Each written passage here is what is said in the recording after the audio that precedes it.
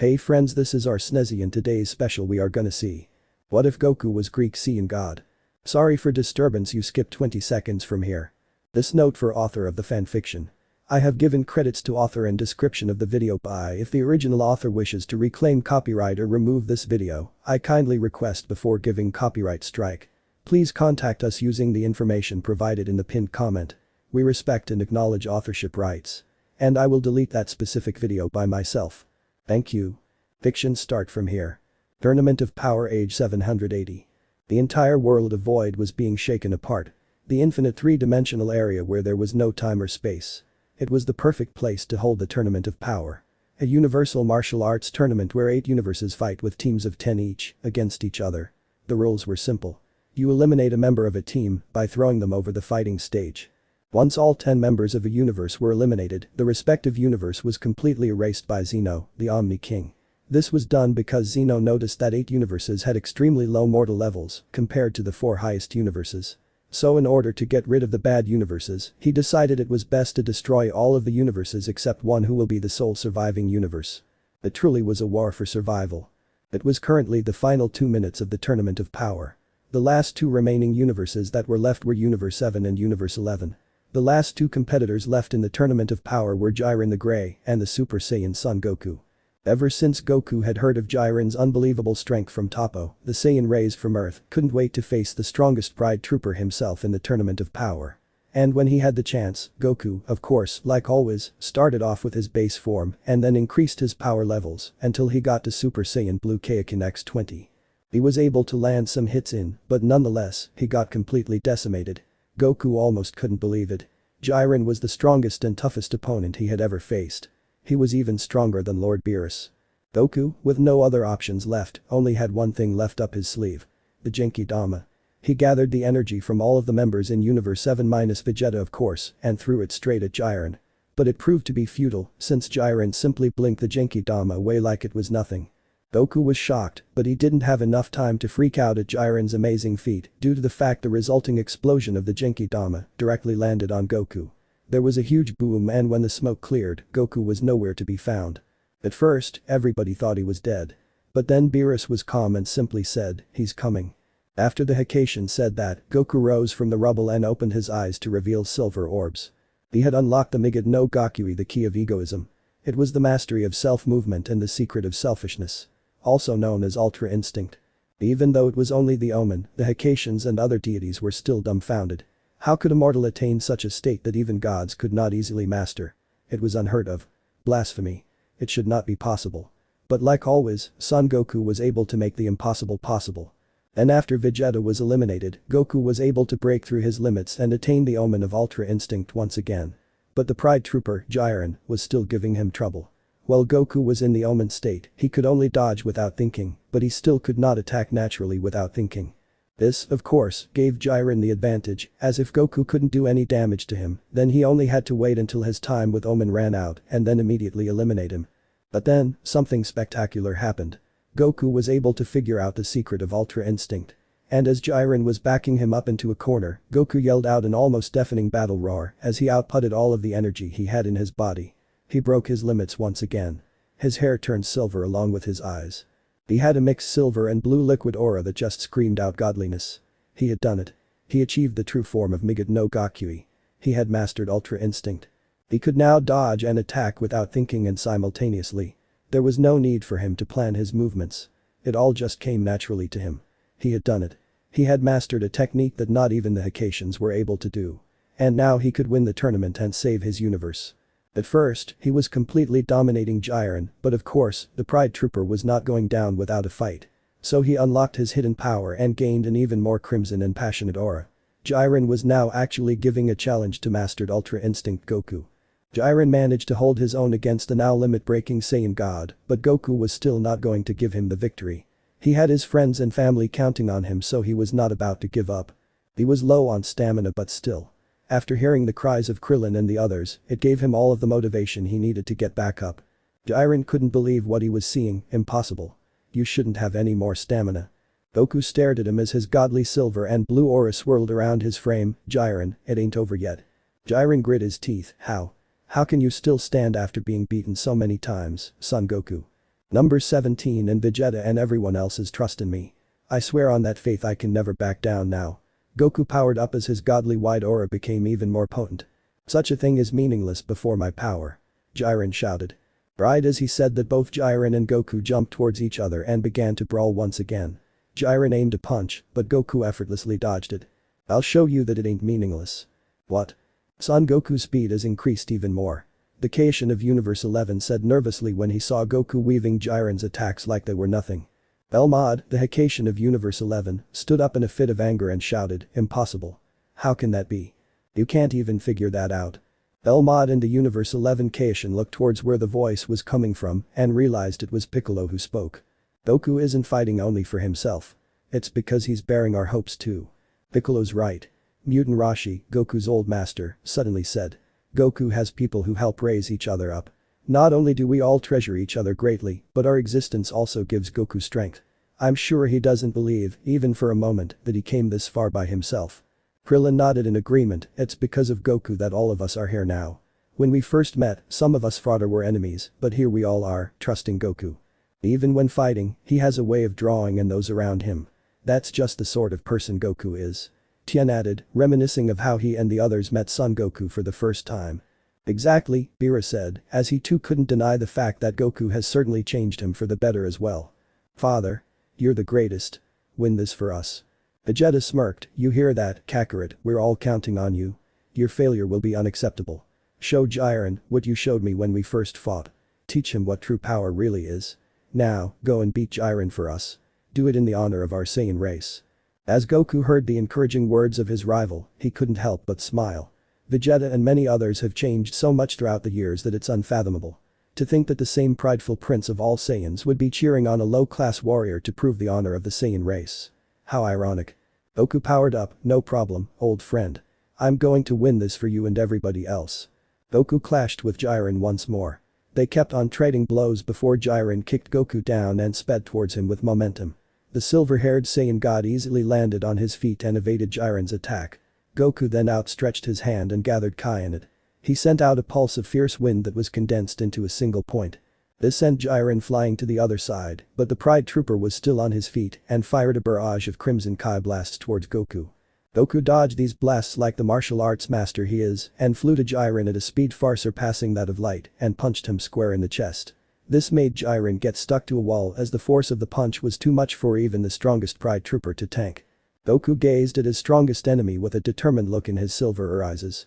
This is our power, Jiren. Jiren grit his teeth in utter frustration. Who cares about friendship? Who cares about trust? To accept that would be to deny everything that I've ever been. I won't believe in such power. Such a thing. Jiren's left hand ignited as violent crimson energy began to empower it. He then crushed the wall he was trapped in using his beyond godly Kai. Is easily erased. Jiren fired a full-powered energy blast towards the stands where Universe 7 was sitting with intent to kill. Everybody sitting in the stands just looked on at shock with their mouths agape. They couldn't react to their impending doom due to the pure shock they were in.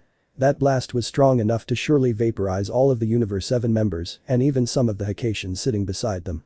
But before the blast could make contact, it was effortlessly knocked away by none other than Son Goku. You. Goku's eyes were shadowed.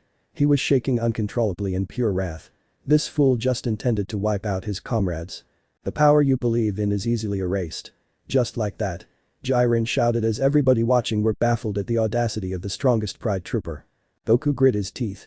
He balled his fists as his mastered Ultra Instinct aura began to transform into a fiery white. I don't think I'm a hero of justice or anything. I never perceived myself as such. But those who'd hurt my friends, family, or anybody precious to me. Goku lifted his head and shouted at the top of his lungs. I won't forgive. The liquid silvery blue aura of mastered Ultra Instinct transformed to a white-hot inferno of fury. Goku's power level exponentially shot up. His presence alone made the entire dimension they were all in shake uncontrollably. All of the gods couldn't believe it. The white-hot flames of Goku's aura had heat that made even the angels sweat. The gods of destruction shook in fear. They knew that once Goku mastered Ultra Instinct, he had surpassed each and every last one of them, but this heat. It was enough to give them nightmares. They were relieved that the Saiyan known as Kakarot was on the side of justice. Even if all 12 of the Hakaishins fought him at once. They would all get demolished at the hands of this now enraged silver-haired Saiyan god. What is this heat? It feels like my skin is burning just from the sensation of Goku's Kai. Tien shouted as the others also had the same thought process. And no way. This can't be happening. Impossible. How can a single mortal have so much raw power that it makes us look like specks of dust? Belmod said as he definitely did not see something like this coming. He never for a second thought there could be another warrior in another universe that could rival, much less surpass Jiren's Kai and aura. To see Son Goku do so right in front of his eyes, it was enough to really humble the deity. Father. Calm down or you will burn us all to death. Gohan yelled to his father, but it completely fell on deaf ears as Goku's power just kept on multiplying more than Kaioken could ever dream of doing. Whis. What in the hell is going on with Goku? His power makes mine pale in comparison. Even if all us Akations went all out and combined our powers, we would get burned to bits. What is this raw strength? This doesn't look anything like Ultra Instinct. If anything, this would be the exact opposite. Beerus cried out in fear as he did not want to be on Goku's bad side when he was in this shocking state of power. Whis was visibly sweating as he too was dumbfounded by Goku's outburst. My lord. It seems as though seeing Jiren almost kill Goku-san's comrades has awakened the righteous fury hidden deep within his heart. The fires of Goku-san's temper have flared. And his rage now burns with the heat of a mighty inferno. The flames of mastered Ultra Instinct augment his anger, and now the heat of his energy has expanded to the point where it knows no boundaries. Ultra Instinct not only has made it so that his body can defend and attack for him without needing to think about his movements. But it also made his body instinctively adapt to a whole new level that otherwise wouldn't be possible without it. Well, at least it shouldn't be possible for a mortal like him. This power was thought to be exclusive to only deities. But it seems as though Goku-san's Saiyan instincts have broken that rule. This is his true limit-breaking power. Whis, although still sweating from the pure heat from Goku's righteous fury, couldn't help but give him a proud smile.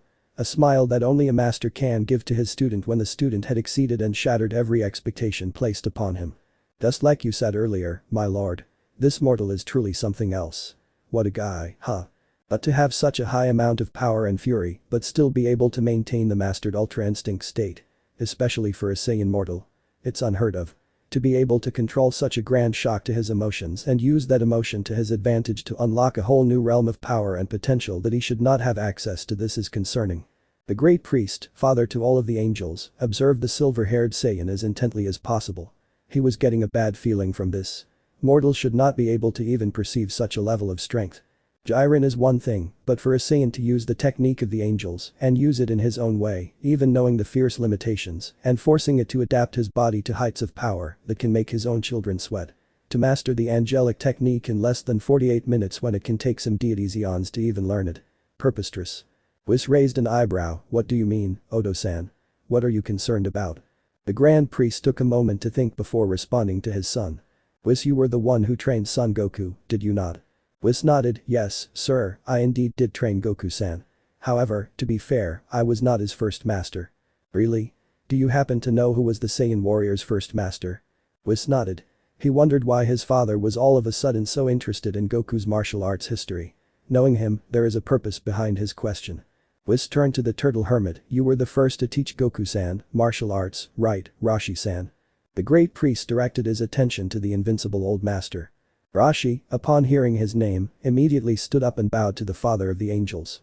I did in fact teach Goku the way of Budm all those years ago when he was just a lad. However, I was not the boy's first martial arts master. The credit for that goes to Son Gohan. He was Goku's adoptive grandfather. He was the one who found Goku when he crash-landed on Earth from his home planet Vegeta. Son Gohan taught him manners and Goku's earthly nature. I believe if it were not for Gohan's teachings at that age, Goku would not have become the martial artist he is today. The reason why he has a pure heart is due to the teachings he received from Gohan. I simply taught him the advanced arts of Budm. But if it wasn't for what he already learned under Gohan, then I probably wouldn't have even taken him as my student, to be quite honest with you. The great priest was now in even deeper thought after what Rashi told him. If what he said was true, then Goku just became even more interesting to the Grand Priest. A Saiyan warrior with enough raw power to shatter a god of destruction, and yet his heart is pure. And it's all due to the teachings he received from a mortal named Son Gohan. How very peculiar. Hold up, Master Rashi. Didn't you also teach Goku's grandpa as well? Wasn't he your number one student before you taught Goku? Krillin, Goku's best friend, asked his former master. Why, yes he was. Knowing that, I guess you can say that even today, now in the battle for our very existence, Goku is carrying the teachings of the Kame school on his shoulders. Rashi laughed, which caused the others to begin laughing as well. The teachings of the Kame school, huh? And the teachings of an angel, along with the pure heart of a Saiyan warrior. Is that the secret to Goku's power? The great priest's thoughts were interrupted by the voice of one of his daughters. Oh ho ho ho, this Son Goku has heat. While terrifying, it is at the same time, very exciting. There's never been a mortal like him before, and there may not ever be a mortal like him, after. After the tournament, I'm going to train him as well. It isn't fair for Whis to keep the Saiyan prodigy to himself. Vados, the angel of the sixth universe, exclaimed with a small but noticeable blush on her face. While Goku's heat was making the angel sweat, just like her brother, there was a sense of excitement that his heat was making her feel that no other man, mortal or god, made her feel. Hey, no fair. Who said you get to be the one to train him right after the tournament? As the oldest and the fairest, I believe that privilege should go to me. Besides, Goku would want a master that's more experienced in martial arts. Kusu, the angel of Universe 10 and the oldest of the angels, yelled at her younger sister. She was also sweating and blushing from the enormous temperature from Goku's Kai. Just like her sibling, Goku's energy was making her feel something that no other being had ever made her feel before. Kusu is an anomaly among the angels, given that she openly cared for her universe and was the only angel to show sadness after Universe 10 was erased. Seeing Goku care so much for his friends and universe made her glad that a mortal with such love, power, and compassion exists. Naturally, after the tournament, she would want to train him herself. You are definitely the oldest, but you act the youngest. And fairest. Please, sister, don't make me laugh. We all know who among us that title goes to. Margarita, the angel of Universe 11, one of the two only universes remaining, spoke up after her sisters. Just like her sisters, Goku's white-hot Kai had awakened unfamiliar feelings within the deity. Something that she knows she isn't supposed to feel for a mere mortal.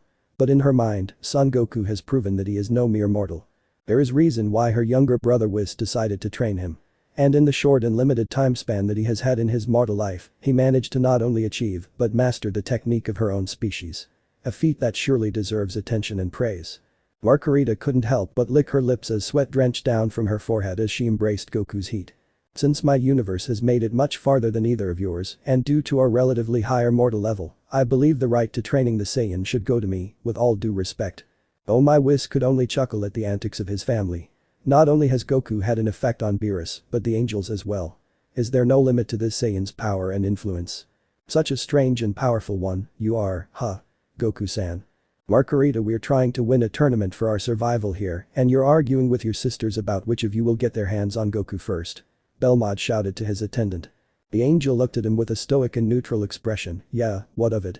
He's hot. Well, let's be glad that Chichi isn't here, Krillin said sheepishly, as shuddered at the thought of what would happen if Goku's wife was here to listen to how the female angels were talking about Goku. Goku, you have achieved heaven, my boy. Rashi exclaimed as he got a nosebleed, imagining the three female angels fighting over Goku in bikiness. Krillin rolled his eyes. You sure do have an imagination, old man. The great priest observed the chatter between his daughters. He then looked back at Goku. He was now even more interested in the Saiyan. How could his mere heat affect the angels? Is he surpassing his limits even more to the point where he could rival even us angels? No, that sounds like a joke. But. The great priest spoke up for all to hear. Let us see if Goku's mortal body can withstand the limit-breaking power of the gods. Accurate, so this is your true power. Go beat Jiren. Make our fathers and Saiyan brethren proud. Vegeta yelled. Goku immediately flew towards Jiren at speeds never seen before and landed a sucker punch that completely knocked the Pride Trooper off of his feet. Goku was now exponentially stronger than what he was before. The power increase from mastered Ultra Instinct has given him more power than even Fusion could ever hope to achieve. Goku stared at Jiren with a face that was the absolute epitome of fury and wrath. His current state of rage was comparable to when he first transformed to a Super Saiyan on planet Namek. Such emotion, and yet the great priest kept thinking about how what he was witnessing was even feasible. Jiren slowly recovered from Goku's rage-induced punch and stared at him with wide eyes. What in the blazes was that? Your power is on a whole different level than before. Jiren then rushed Goku, but Goku easily countered and threw him up. Jiren powered up and fired Crimson Kai blasts. Goku dodged the high-speed blasts and met Jiren with a clash of fists. They then began to fly and fight all over the arena, as all the spectators could see was a crimson and white hot aura battling for dominance as the two strongest mortals in all of the universes blew even Xeno away. Each time they clashed, it had enough force to destroy whole macroverses as cracks began to form in the world of Void. Even the great priest was shocked as the world of Void was supposed to be infinite, so how were these two mortals making cracks in an infinite realm? Truly, this is the greatest showdown of all time. The ultimate survival battle. What's happening? It's like the world of Void is breaking apart. Tien exclaimed. To think that their battle would reach this level. The world of Void was specifically picked as the fighting arena to prevent this very event from happening. The great priest's words put everyone at an unease. Wow. Goku and Jiren are so cool. Their punches are so strong that they could even destroy the world of Void. The two Omni Kings shouted in glee. The spectacle of the tournament of power had far exceeded their expectations as well. Jiren fired even more blasts, but Goku tanked it all, as his white-hot aura completely disintegrated all of the Pride Troopers' attacks to dust. Jiren widened his eyes but continued his onslaught on the silver-haired Saiyan god. Goku dodged all of the punches and sidestepped to the left and landed a massive uppercut to the strongest fighter of Universe 11. Goku then cupped his hands in a familiar position. White energy began to form in his hands as he charged up an insurmountable amount of pure raw power. Supreme Kamehameha. Goku shouted as he blasted the strongest Kamehameha he's made yet. Instead of its usual blue color, it was pure white and it was filled with the flames of mastered Ultra Instinct. There was a huge explosion that enveloped the world of Void. After the smoke cleared, Jiren was found lying on a crater. Defeated. Jiren. Toppo yelled in worry. Wow, he survived that. If I had been hit with that blast, I'm not sure if there would be any trace of me left. Belmod was astonished at the level of power Goku displayed with the Supreme Kamehameha. For Jiren to still be alive and in one piece after getting hit head-on spoke volumes of the Pride Troopers' strength and durability. Goku dropped down to the crater and stared at Jiren with impassive silver eyes. Well? Why won't you finish me?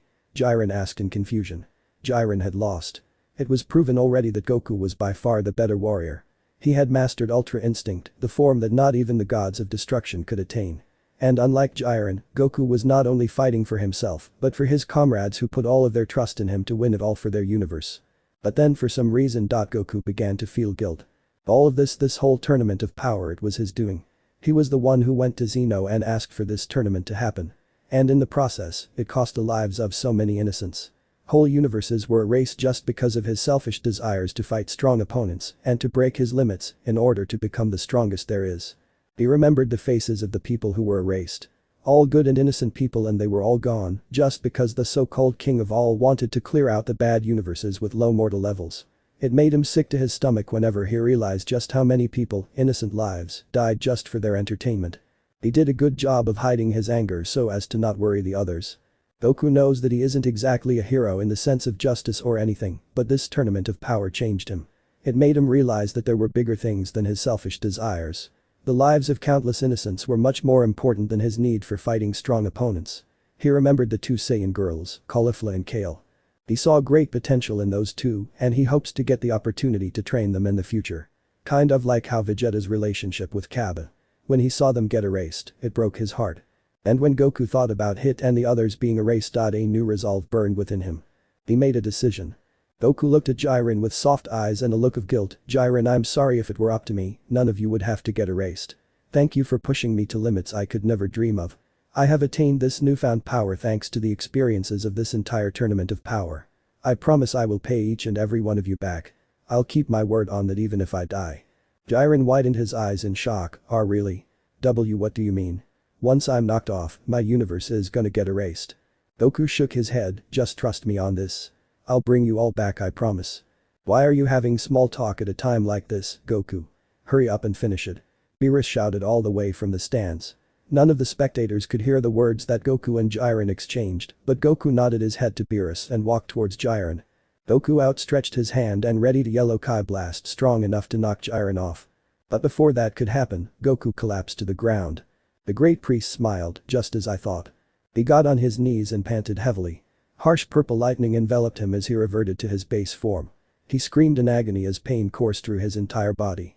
Goku? What the hell is going on? Beerus yelled. The limit-breaking power that surpasses even the gods. I didn't think the toll would be this great. Whis said as he now was worried for Goku's health. This is not good. He took too long. That moment of hesitation will cost him. But Goku had won. He'd won. He was just a blast away from victory. Damn it. Ai. Goku kept on screaming in pain as he was currently experiencing hell. He underestimated the power of mastered Ultra Instinct. The heat of his energy was just too great for his mortal body to maintain. It drained his stamina way too quickly. It was only his first time using the form. He had no idea the drawbacks of using such a legendary form that not even gods could obtain. What's happening to Dad? Is he going to be alright? It looks like he's dying. Gohan said with a horrified tone. He had seen his father die once before. Never does he believe he should ever witness that again. That's because he is dying, the great priest replied to the son of Goku. What Whis said is true. Goku's limit-breaking power was indeed a sight to behold. But such a power comes with a price. A price that unfortunately, your father's mortal body cannot afford to pay. What are you saying? Gohan was smart enough to understand the implications of the great priest's words, but he didn't want to believe it. A mortal should not have access to all of that power. Such a power that is unrestrained and unbound by the laws of deities. No, it just cannot exist. Son Goku's time has run out. But of course, this was fated to happen. Everyone has limits for a reason. Even us gods. Vegeta sat up in anger. No, that cannot be. Saiyans have no limits. I refuse to accept that nonsense. Vegeta, calm down this instant.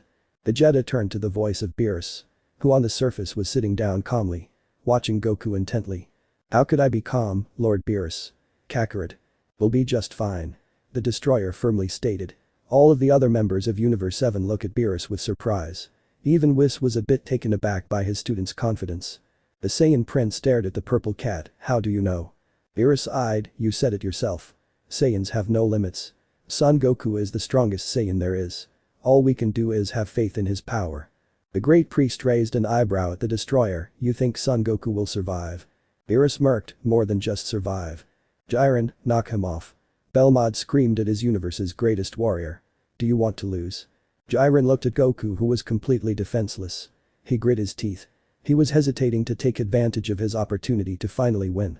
But the words of Goku came back to his head. What if he was actually being sincere? Jiren thought. What are you doing? You'll get the Super Dragon Balls. Do it. Jiren sucked his teeth and got up. Fine. The Pride Trooper outstretched his hand and aimed a crimson energy blast towards Goku. Proud warrior, Son Goku. It is not my wish for our showdown to end this way. But, even though you will cease to be, you shall live on forever in my memories. Farewell. Goku could only watch as Jiren was ready to eliminate him. Damn it. I was so close to winning, and I blew it. Why am I such a failure? Even with Ultra Instinct, I still couldn't win. Son Goku was devastated as he felt excruciating pain. How could he fail? He had power that even surpassed the gods themselves, and yet he was about to cut everyone down. Jiren blasted Goku. Goku was helpless as he was sent flying towards the outside of the ring. But before he could be eliminated, a sudden force of energy pushed him into the direction of a platform, thus saving him from elimination. Huh? You? Jiren shouted. Frieza. Universe 7 yelled. And out of the ruins of the arena came out Android 17. Number 17 San. So you didn't self-destruct. Android 17 held onto his arm as he walked out of the dust. It was a gamble whether I'd survive or not. Looks like I lucked out. You really are amazing. Android 18 yelled. Jiren, you'll run out of time at this rate. Hurry up and knock them off. Belmod yelled. 17 stood next to Frieza as he powered up. With Son Goku in that condition, it looks like it's just us. I'm well aware. Frieza replied as he powered up as well. How futile. Is dragging one who can no longer fight back to the stage this trust thing that you're always going on about? Jiren said. Trust? What's your point? Don't make me have to repeat myself. He's just insurance. I'll be winning the Super Dragon Balls, so there's no need for you to worry about repeating anything. I don't sense that absolute strength you exhibited earlier anymore. You shall experience the taste of defeat once more by my hand. Frieza said. That got Jiren pissed off as he then rushed the two combatants. It seemed to be an even fight as 17 and Frieza used teamwork to get the edge over a weakened and fatigued Jiren. They were able to corner and trap him between rocks and 17 and Frieza were able to combine their attacks together to put Jiren to the ground. Everybody thought they had won. Frieza went up to finish the job but Jiren did well. Belmod said in a grave tone. Everyone knew why he was saying it. He believed this was the end. You've lost the spirit to even look at me. Frieza told the Pride Trooper. Jiren was due. What are you doing, Jiren? Everybody looked to see Toppo on his feet. You would kneel before an enemy? Is this pathetic image how you end get up, Jiren? Your friend is quite obnoxious.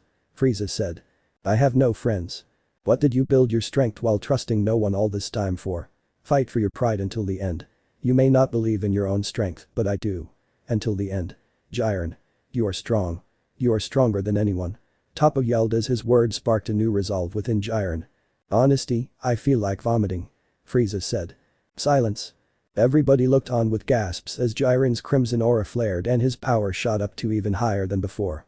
Run, Frieza. But it was too late. Jiren immediately took the chance to grab Frieza and blast him with heavy and dense energy shots. He then flew all the way and blasted him all the way out of the ring. Frieza had been eliminated. Frieza has been knocked off. The Grand Priest said as Zeno pressed his button to indicate that Frieza was no longer in the game. Frieza appeared on the stands. This can't be happening, we were so close. We were going to win. Beerus said as he now feared for his universe's destruction. It was now 17 and Goku left. Damn it. Jiren isn't playing around anymore. He's gonna make quick work of 17 and then he's gonna come finish me off. I wish I could do something, but I'm all out of juice. Damn it. I have to do something or else my universe is gonna get erased and I won't fulfill the promise I made. Goku thought in frustration as time was running out and he barely had any power left. But then it hit him. He knew exactly what he needed to do to save his universe and fulfill his promise. He quickly instant transmission to where 17 was at and then teleported to a secluded hiding spot within the ruins of the arena. You can move. Look who's talking, number 17. Listen, I'm going to need to ask a favor of you. It's really important that you do this in order to save our universe and help me keep my promise.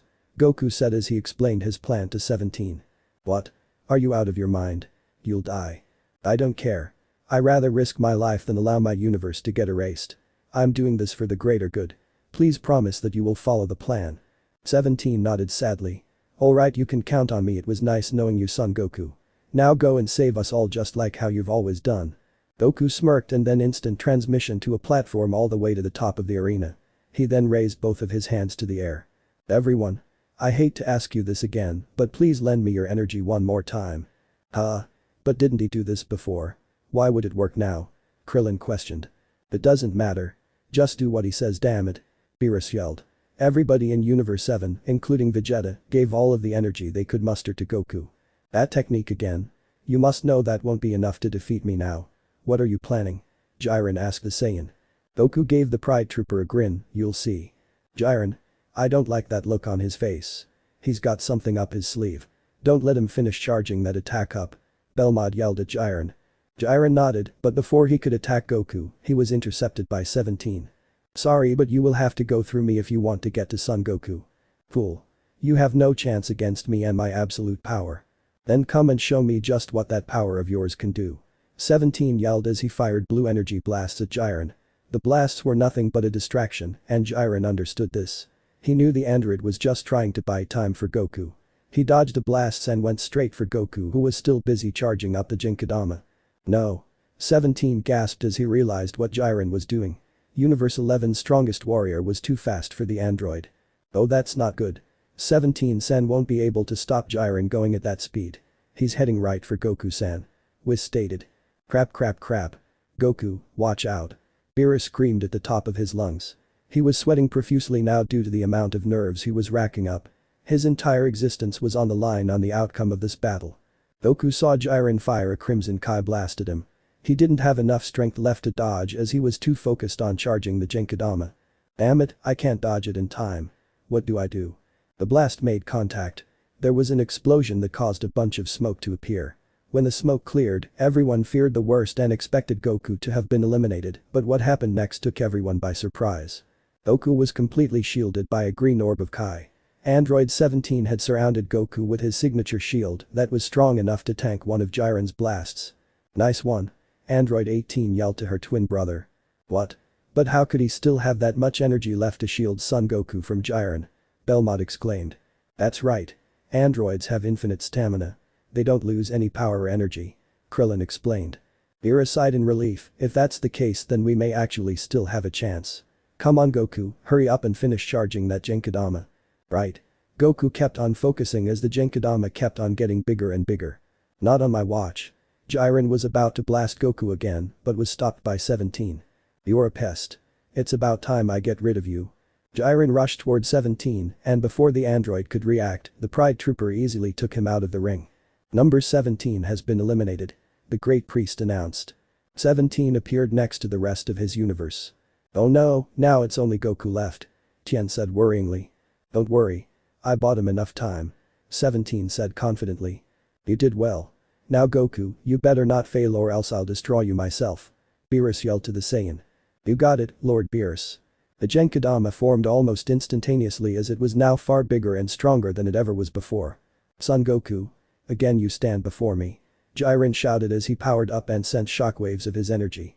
An amazing amount of energy is gathering in Jiren. Gohan said. It looks like Jiren's gotten over his issues. Vegeta said in amazement as he never thought they would meet somebody so powerful. Jiren really is amazing, he got this strong all by himself. Even all of us together might not be able to beat him. But still. I won't lose. Goku shouted as he then began to absorb all of the energy of the Genkidama into himself. He then looked deep inside of himself. He thought of all of the things he had to do to get to this point. He then thought of all of the lives that were at stake. He couldn't lose no matter what. He had to keep his promise. He won't let everybody be destroyed, damn it. He then emptied his thoughts and found the power he was seeking once again. He then yelled out a deafening roar that seemed like it had two voices, one which sounded like an Azaru. Goku's hair and eyes turned silver, he bulked, gained a white hot aura like before, and his power shot up exponentially to new heights never seen before. Son Goku has done it again. He reached Mastered Ultra Instinct. He did it. He transformed again. Yes. We can win now. Beerus shouted in happiness. Alright, I have one shot at this. I have to finish this now. Goku thought. Goku then balled his fist and used all of the energy he had left into one attack and rushed Jiren. Supreme Dragon Fist. Goku's body once again was emitting an absurd amount of power and heat that made everyone present, even the great priest, sweat a little. How is this possible? His mortal body shouldn't have been able to absorb all of that energy in his condition. How does this Saiyan keep surpassing his limits in such a short amount of time? The great priest thought in shock as he was once again witnessing the great power of Ultra Instinct Goku. A giant Shenron-like white dragon materialized from Goku's energy and dived straight to Jiren. Jiren had no idea what was happening and was unfortunately caught in the dragon attack and was sent outside of the ring. Jiren from Universe 11 has been eliminated. Universe 11 will now be erased. Jiren was devastated. Even with all of the power he held, he still could not win. He still failed. He won't be able to see his master. Jiren. The Pride Trooper looked up to see Goku smiling at him. I want to see you again. Train hard and get stronger. I will wait for our rematch. Zeno then erased Universe 11, leaving only Universe 7 in the stands. Yes. We did it. Beerus shouted in joy as everybody began to celebrate their victory. Goku gave a sad smile as he saw Universe 11 be erased. Due to constantly breaking his limits over and over again, Goku's body could no longer hold it. Thus it was falling apart as harsh purple Hakia energy began to encircle the Saiyan god. He was gonna die. However, before that could happen, from the cracks of the void that was created by the clashes of Mastered Ultra Instinct Goku and Jiren, a vortex appeared. It seems as though the Dragon Fist caused a rift in time.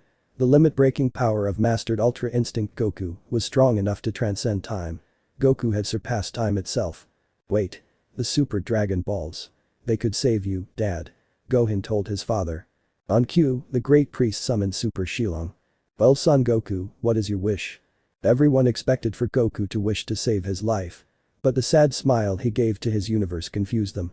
He then looked at his comrades and waved. Well, then guys, I guess this is goodbye. Huh? I'm going to keep my promise. Goku looked up to the dragon and great priest. Please restore all of the universes that were erased. The father of the angels raised an eyebrow. Are you sure? You will die. Yes, that is my wish. Please revive all of the universes that have been erased. Goku stood firm on his wish. Dad, but why? Goku saw the tears in Gohan's eyes. He hated seeing his son in such a state. But this is what had to be done. I'm sorry, Gohan. I don't want to leave you again. But this is the price I have to pay. Tell your mother and brother that I'm sorry. I love you all. Goku, who was still in his Mastered Ultra Instinct form, was then sucked in by the massive vortex. He didn't even have enough time to prepare himself. His comrades called out his name as some tried to fly towards them as fast as they could, but to no avail. The vortex closed before they could reach him. Son Goku was gone. Whis, what the hell just happened? Where is Son Goku? He was the one who won the whole tournament for us. Beerus yelled. I don't know. Whis said. Goku was not having a good time. He thought that after he unleashed his final attack that his body would give out and die. But the vortex seemed to have saved him and helped him restore his injuries. He felt his body changing. Not only was his body recovering, but it felt like it was transforming to a prime and peak position. As if the vortex was trying to make him the best vessel possible. His Mastered Ultra Instinct and Hakaishin energies began to merge to create something infinitely powerful. Once that was done, there was a huge flash of light as Goku was finally transported by the vortex. When Goku opened his eyes, he was met with a pair of silver ones as he noticed that dozens of arrows were aimed at him. He looked around to see himself to what seemed to be a camp in the wilderness. All he saw were girls dressed in hunter clothing as they all stared at him with caution, as if he were a threat. "Who are you? What is your name, male?" one of the hunters said venomously. Goku thought for a second before he answered. "Son Goku. Or Kakarot." He then passed out on the floor. Time Rift Age. The next time Goku opened his eyes, he expected to either end up in King Yama's office or King Kai's planet with a shiny and fresh halo floating on top of his head. Either that or be erased completely as his own body gives out on him. When Goku fired off his ultimate Supreme Dragon Fist, he did it with the intention of sacrificing himself for the greater good. He had no choice, as it was either that or let his whole universe be erased completely from existence. He obviously knew which one to pick. Plus, it was his fault for that whole mess of the Tournament of Power, so he was willing to pay the ultimate price to atone for his sins. He didn't really mind it. He sacrificed his life before. Twice actually. The first time was to stop his older brother Raditz, and the second was to prevent the bio-android, known as Cell, from blowing up Earth. Both of those deaths ended up benefiting him greatly since it allowed him to train and get stronger in Otherworld. Thanks to King Kai's training in Otherworld, for the first time he died, he was able to defeat Nappa and have one of the greatest fights of his life with Vegeta. And the second time he died, his 7 years of training in Otherworld allowed him to unlock Super Saiyan 3, a form that rivaled the power of Majin Buu. But before he knew it, as his body was about to break down, a vortex opened up and sucked the savior and strongest mortal alive into a time rift. Goku couldn't even process any of this as it all happened so fast. He felt pain everywhere as his body and cells inside of it were all reconstructing and deconstructing themselves and evolving. He felt his entire being stretch as his very atoms were rubbing against each other. "Ah!" Goku yelled in agony, "What's happening to me? It hurts. Make it stop." Goku kept on yelling for a couple of more seconds until the pain suddenly stopped. "Huh?" Goku looked around to see a night sky and a secluded area. "Where am I? This doesn't look like King Yama's office," Goku said to himself. He kept on looking around until he heard two voices. "Is there another option? Let's think about this." "No. It's the only choice. If I turn out to be wrong, I'll go and rescue him." "Huh? Who's there?" Goku shouted with caution. He then saw two people, a man and a woman, walking side by side. The man had a large space pod over his head and seemed to be arguing with a woman. For some reason, Goku felt as though he knew these people.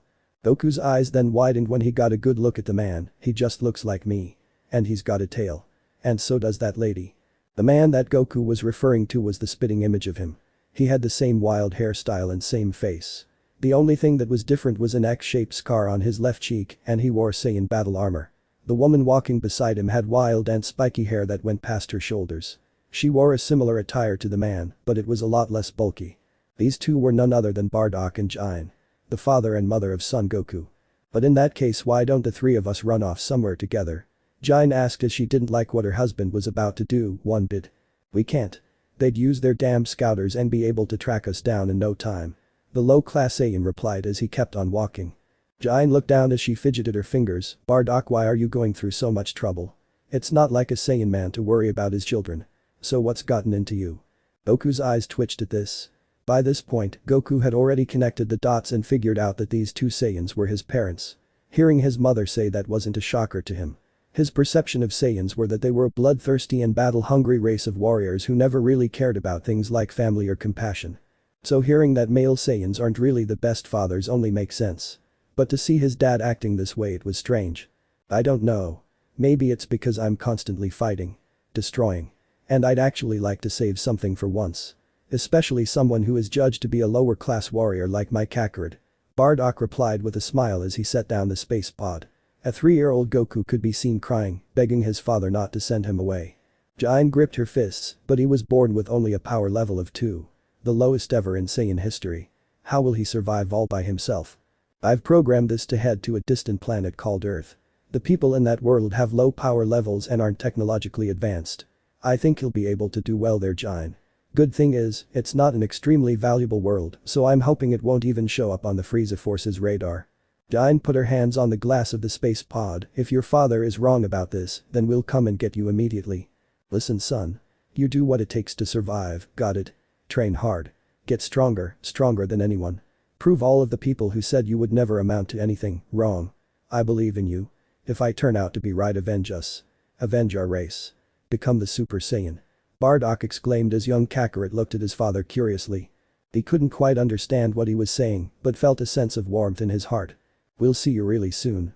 Jane yelled with tears in her eyes. As a mother, it was hard for her to do this. Her youngest child being sent off to an unknown world. It just wasn't fair. What did her baby have to do with the legendary Super Saiyan? Bardock placed his hand on the pink glass. Kakarot placed his hand on the same spot. It desperately wanted to hold on to his father's hands, but they were separated by the glass of fate.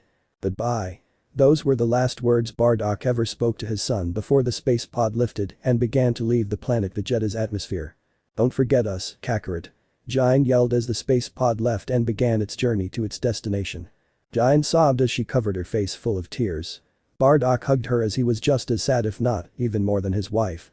He wished it didn't have to be that way, but he had no other choice. If he and the rest of them died, Bardock at least wanted to be sure that his son was safe. It would be the one last thing he saved. "Stay strong, son. We're counting on you." Goku watched everything that had just transpired with his mouth open.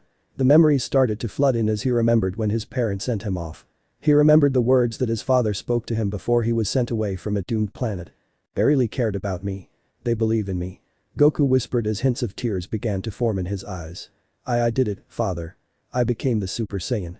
I defeated Frieza. I avenged our race." Goku then gripped his fists as the tears began to stream down, and not only that I surpassed my limits again and again. Until I've reached a level beyond even the gods. I became as strong as I could. I saved my universe. I hope I made you too proud.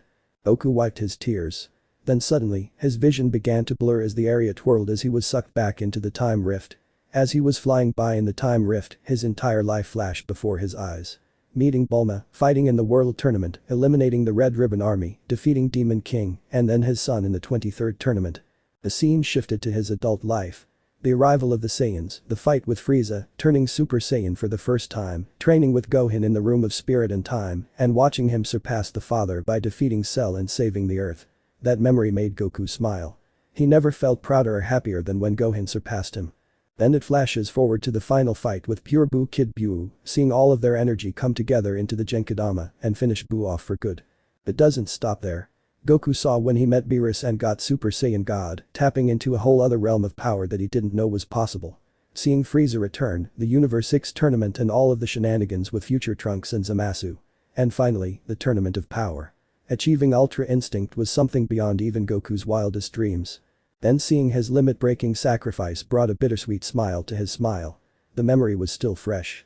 He will miss his friends, but he had to do it. He didn't have any regrets. He just hoped that his children and wife understood.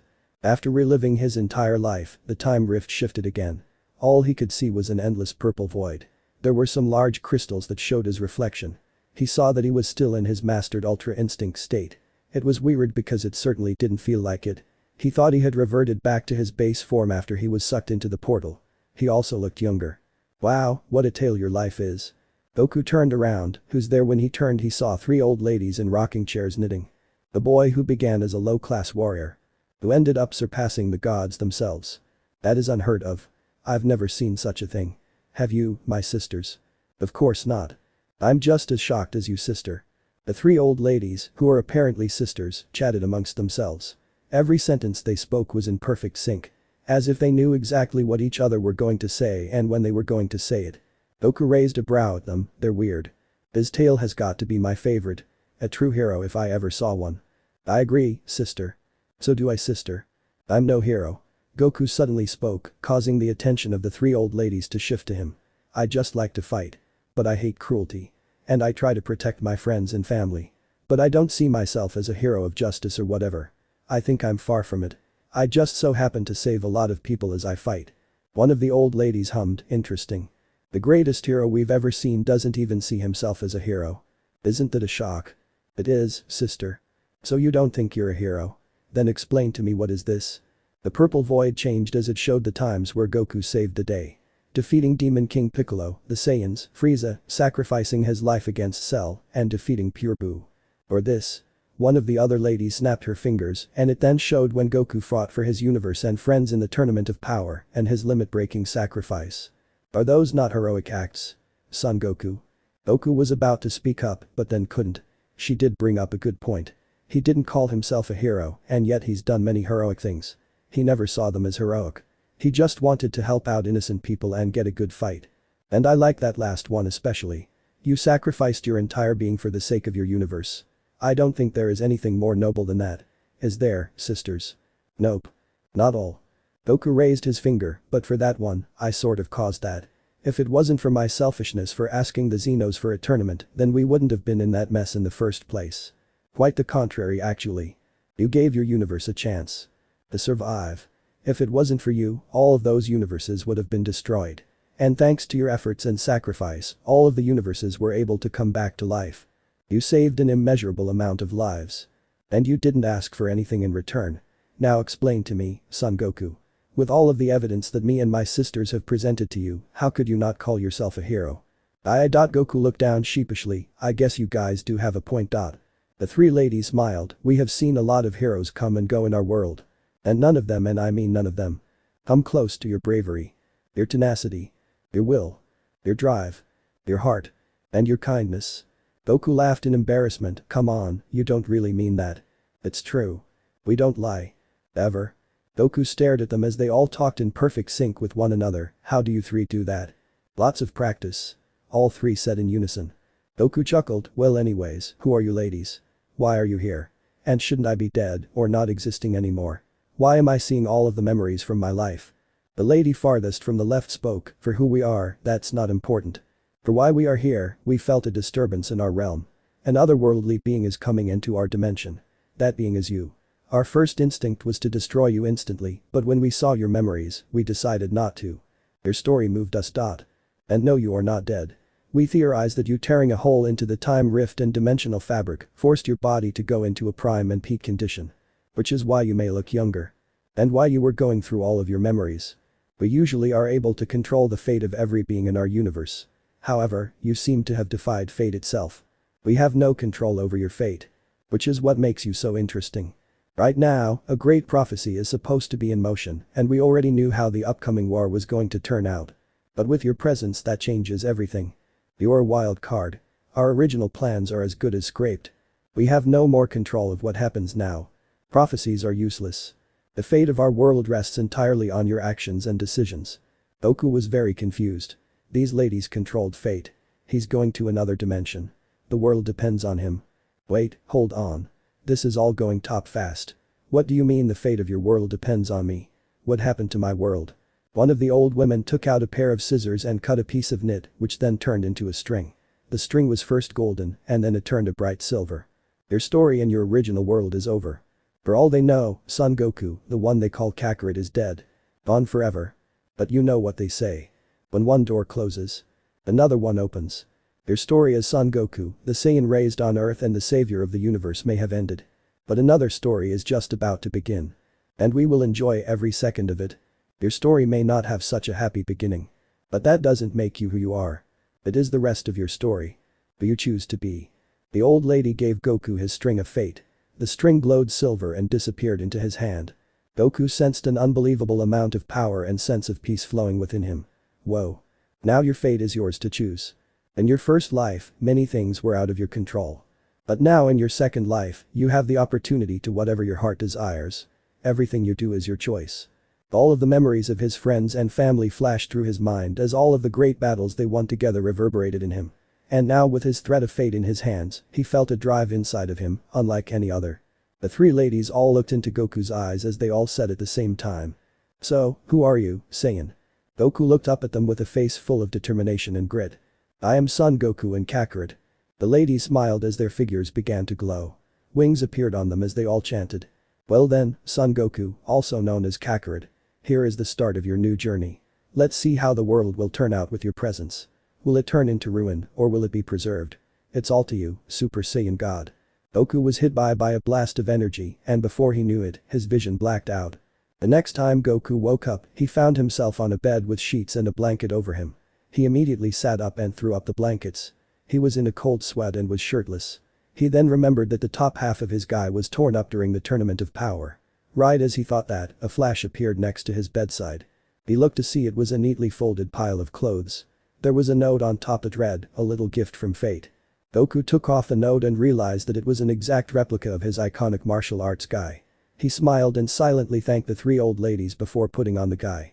All of my injuries seemed to be healed. Goku noted as there weren't any scratches, blood, or bruises on him. He felt good as new.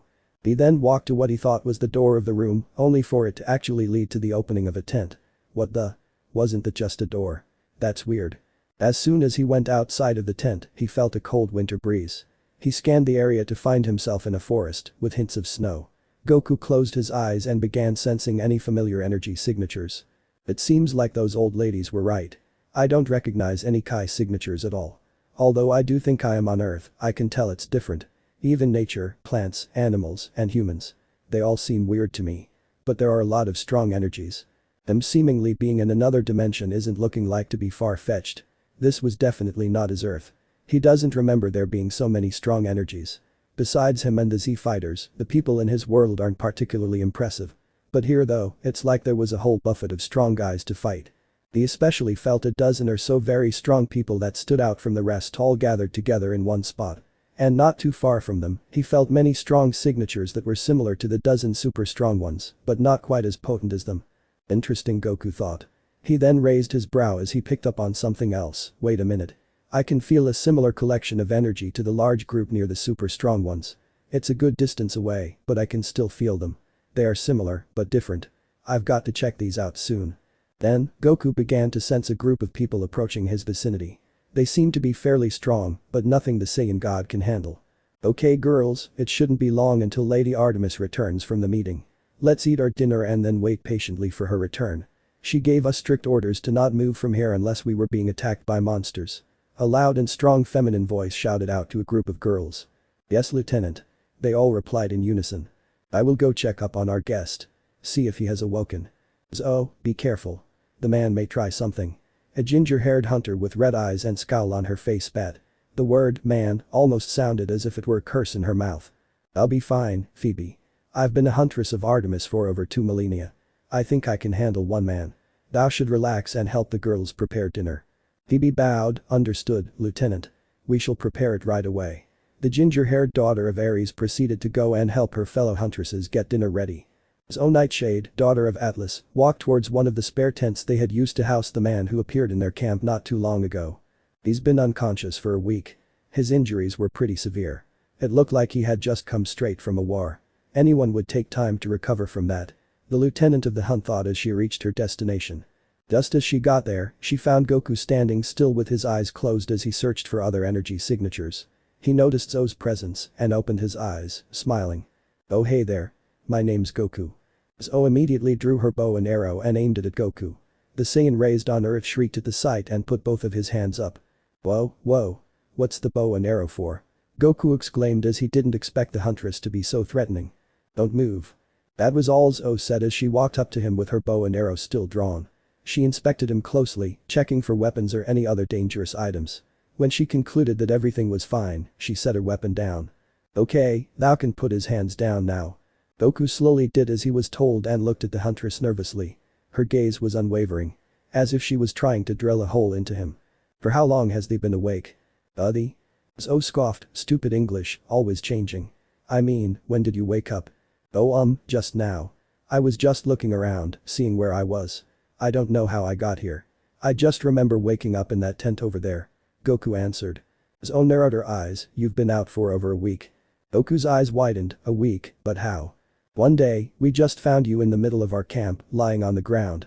You were in a near-death state. We asked you who you were and why you were there, but all you said was something like, Son Goku or Kakarot, Zo said as a suspicious look adorned her features. Goku chuckled, did I huh? Well you can just call me Goku. Don't worry about the other name. Only one person really calls me that anyway. Goku, huh?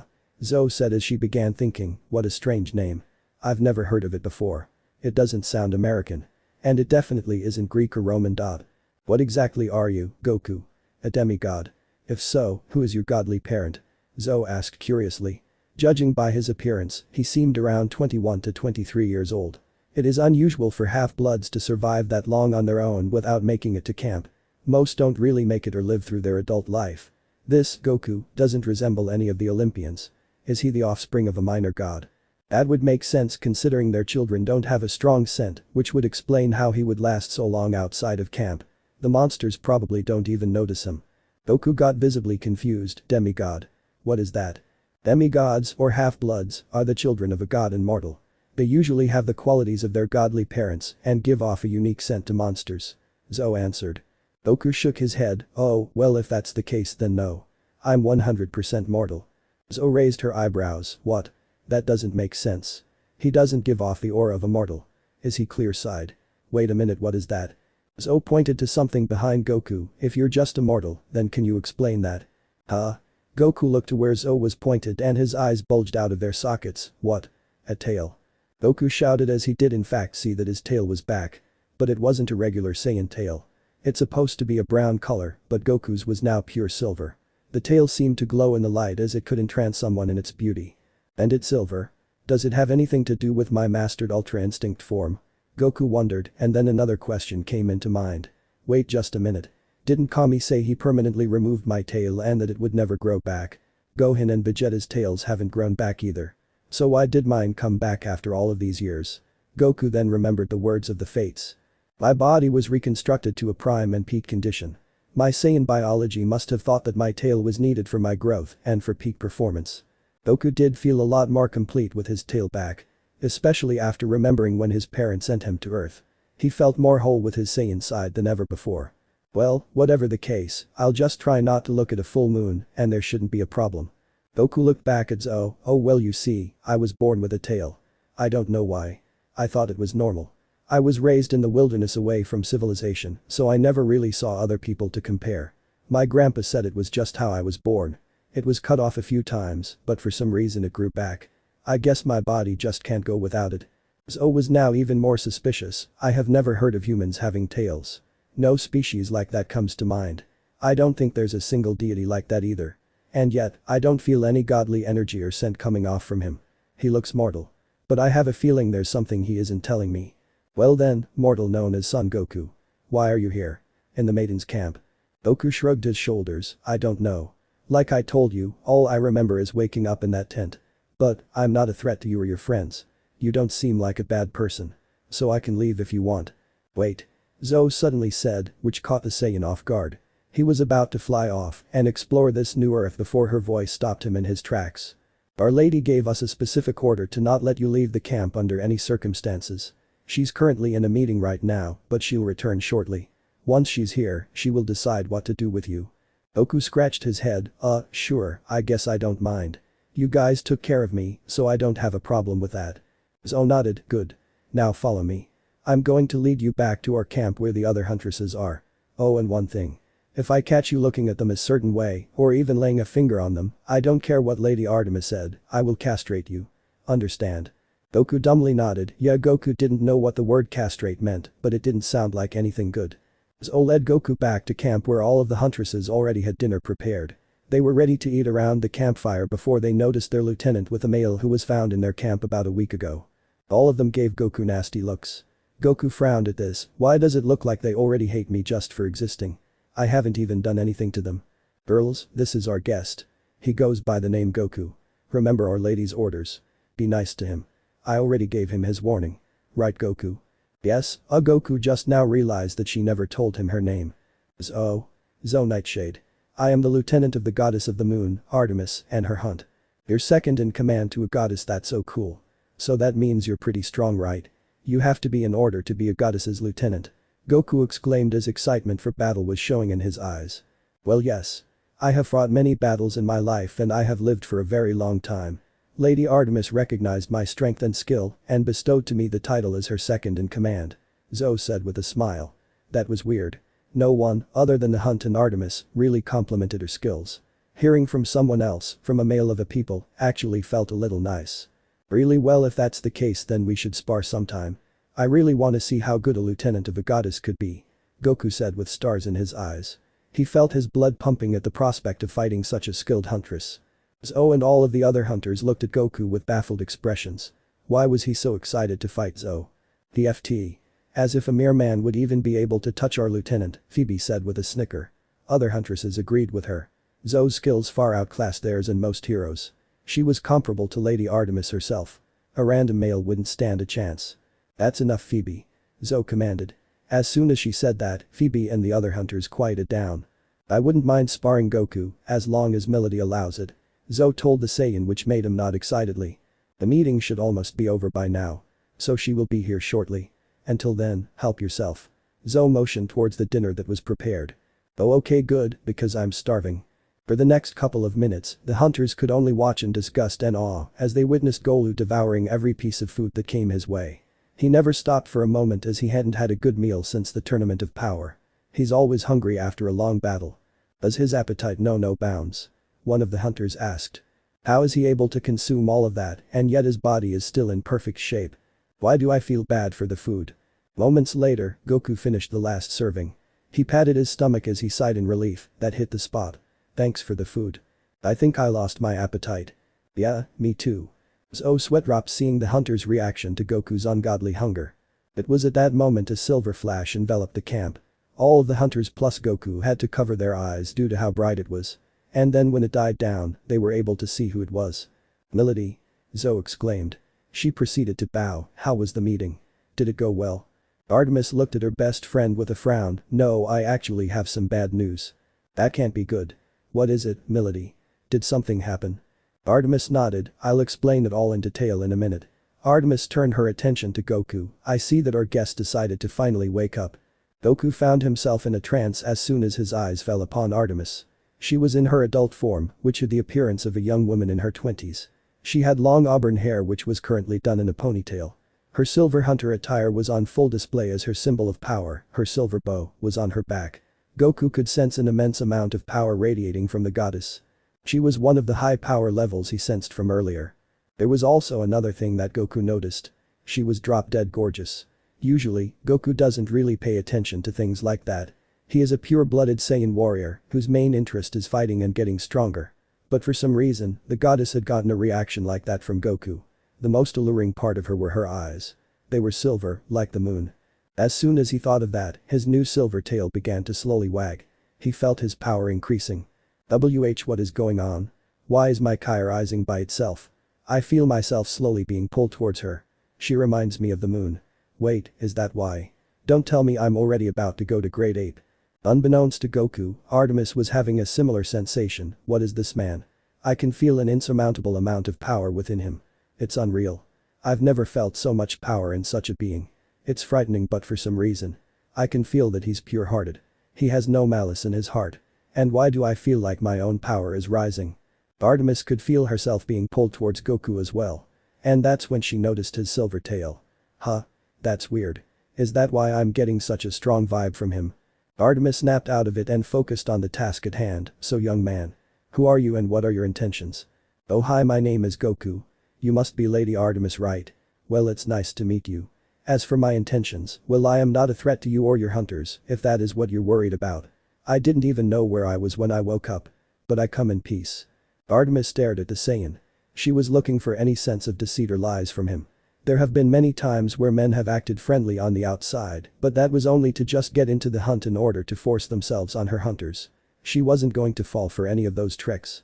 However, she couldn't find any of those signs in Goku. When she read his mind, she only found the same things that he just told her.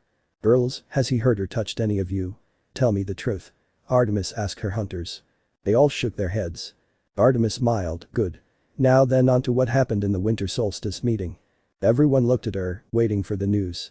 The look on the goddess's face implied that the news was not going to be pretty. Zeus's master bolt has been stolen. All of the girls gasped. Some even yelled. Goku's eyes frowned in confusion. Who's Zeus? He thought, but he kept that question to himself to let Artemis explain. But how? Who? Who would do such a thing? Zoe asked as she and the rest of the hunters couldn't believe what their lady was saying.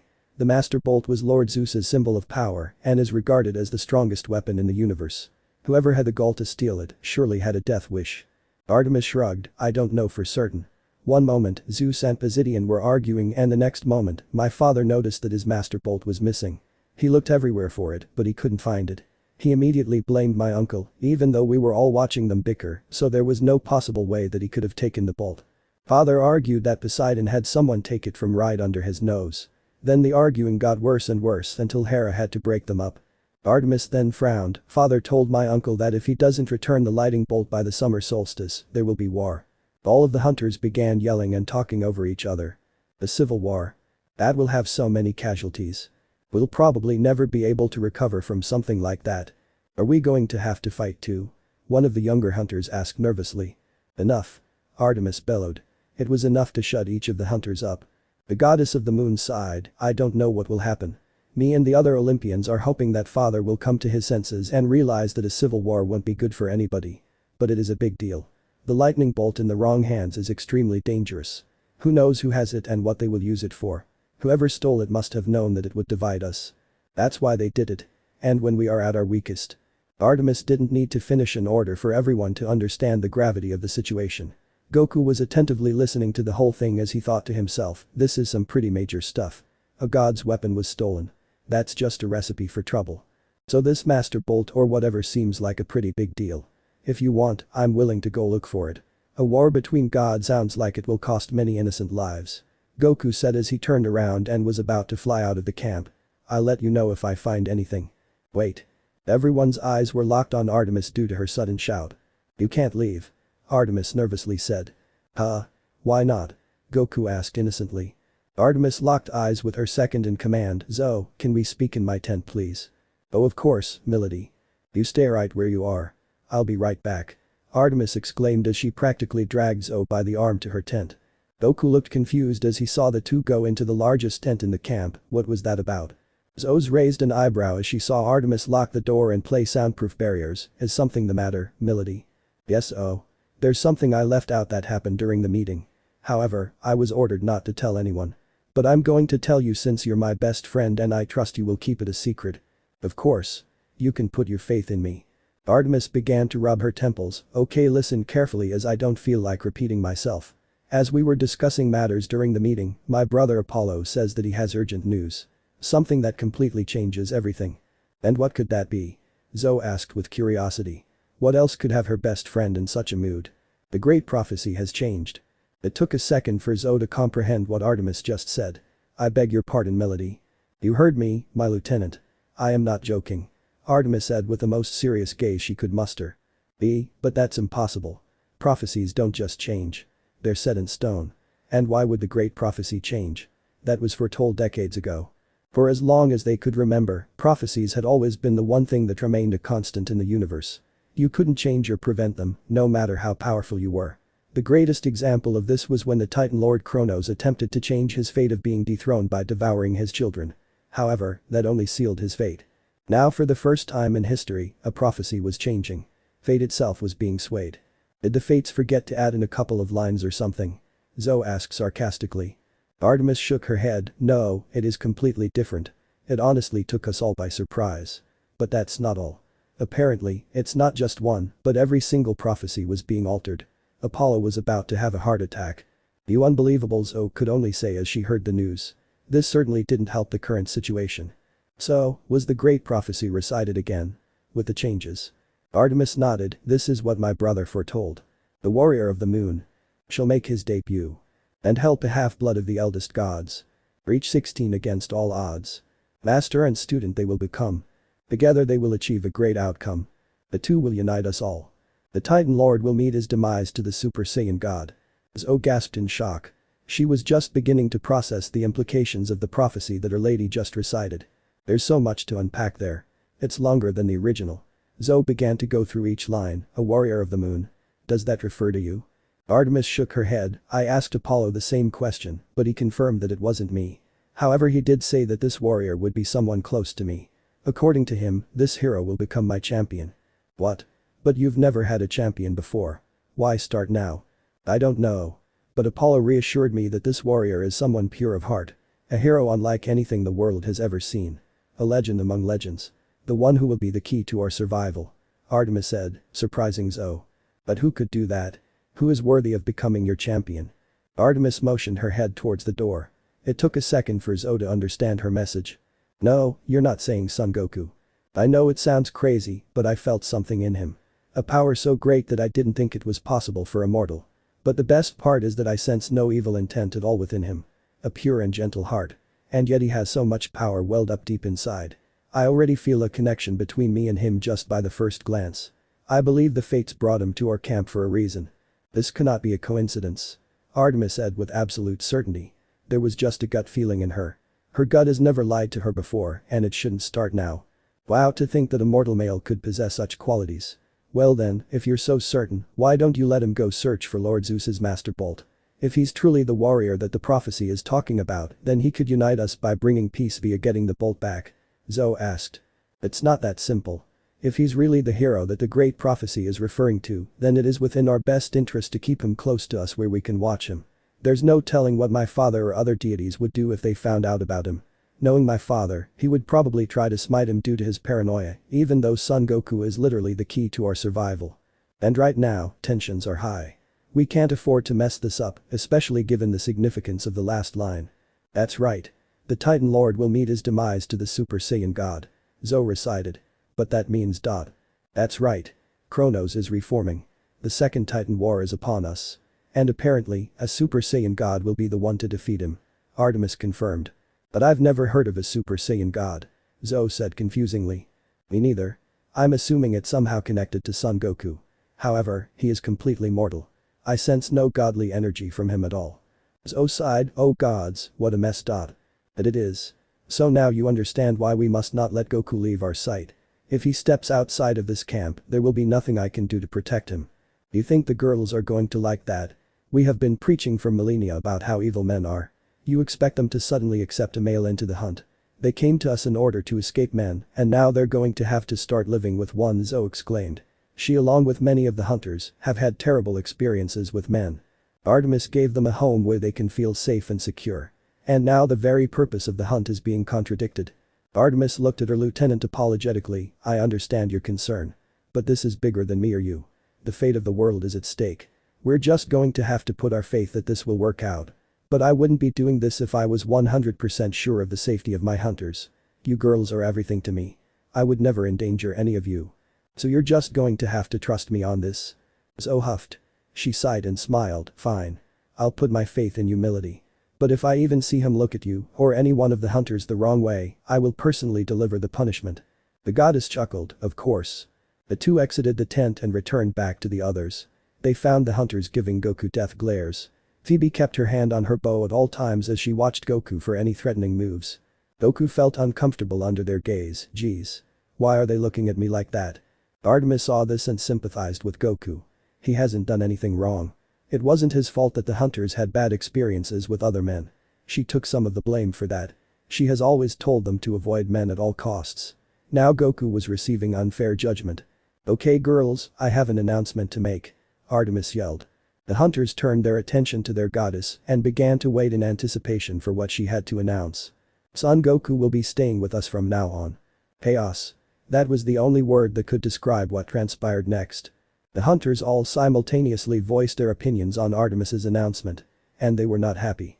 Is this a joke? April Fool's has long passed, you know. Phoebe said with a sneer. No. This is no joke, my niece. Artemis replied. Are you out of your mind? Phoebe shouted. She pointed at Goku, he is a man. What is literally the point of the hunt? To stay away from men. Do you see the problem here? Why would you allow such a disgusting pig like him to even step foot here? Hey. That's not nice. Goku whined. He didn't appreciate them talking about him as if he wasn't there. Quiet you. Or I'll shoot you where the sun doesn't shine. Yeah. You shut up. No men are allowed here. Get out. Kill him. All of the hunters were getting riled up as they were about to read their weapons and all charge at Goku until they heard a yell. Shut up. Zoe screamed at the top of her lungs. Her face implied that she was furious. She glared at all of the hunters with rage. Do you even realize who you're speaking to? You're lucky that Lady Artemis didn't blast you on the spot. How dare you disrespect the woman that took you in when the world rejected you? She then pointed at Goku, look. I get it. He's a male. We are supposed to hate males. But understand that this man has not done a single thing wrong to any of you. Also, why would Lady Artemis allow him in here without a purpose? Do you really think she would endanger all of you like that? No, right. So shut up and trust her. Give Goku a chance. If he does anything to any of you, I'll personally deal with him myself. Now shut up and continue doing what we've always been doing. The hunters were speechless at Zoe's outburst. They never thought she would defend a man so vigorously. Especially after her experience. Artemis had her arms crossed as she let her lieutenant scold them. Now apologize. Both Goku and Milady. The hunters were easily able to apologize to Artemis. To Goku however, it took a little pushing, but they eventually did. It took some talking with Zoe to get Phoebe to do it, but she eventually conceded as she didn't want to suffer the wrath of her lieutenant. Artemis looked up to the sky, looks like my brother is just about done riding the sun. I'm going to have to get ready to ride my moon chariot soon. She looked at Zoe, show Goku to his tent. Make sure the girls don't try to kill him in his sleep tonight. I should be back by morning. Understood Milady. Come Goku, follow me. Goku was laying in his bed staring up at the ceiling. He has been tossing and turning for hours, but he couldn't sleep. He had so much on his mind. He's now in a new world, a goddess has him stuck with her group of man-hating maidens who can all use a bow and arrow well, and now he has to worry about them trying to castrate him. He still doesn't know what that means. Goku got up, I need some fresh air. He silently opened his door. He looked around and saw everyone was already in their tents, fast asleep.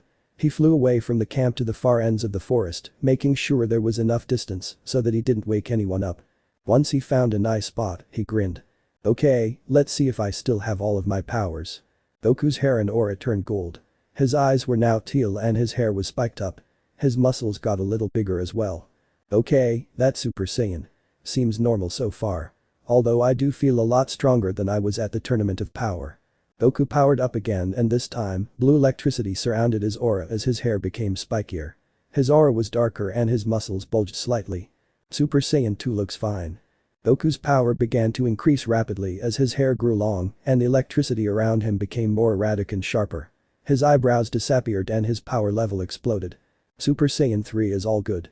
HMPH. This is weird. Why am I not feeling my stamina go down like it usually does when I use this form? It feels like I'm using my base form. Goku said, confused. Well, Super Saiyan 3 gives you amazing strength and speed, it comes with a major stamina drawback.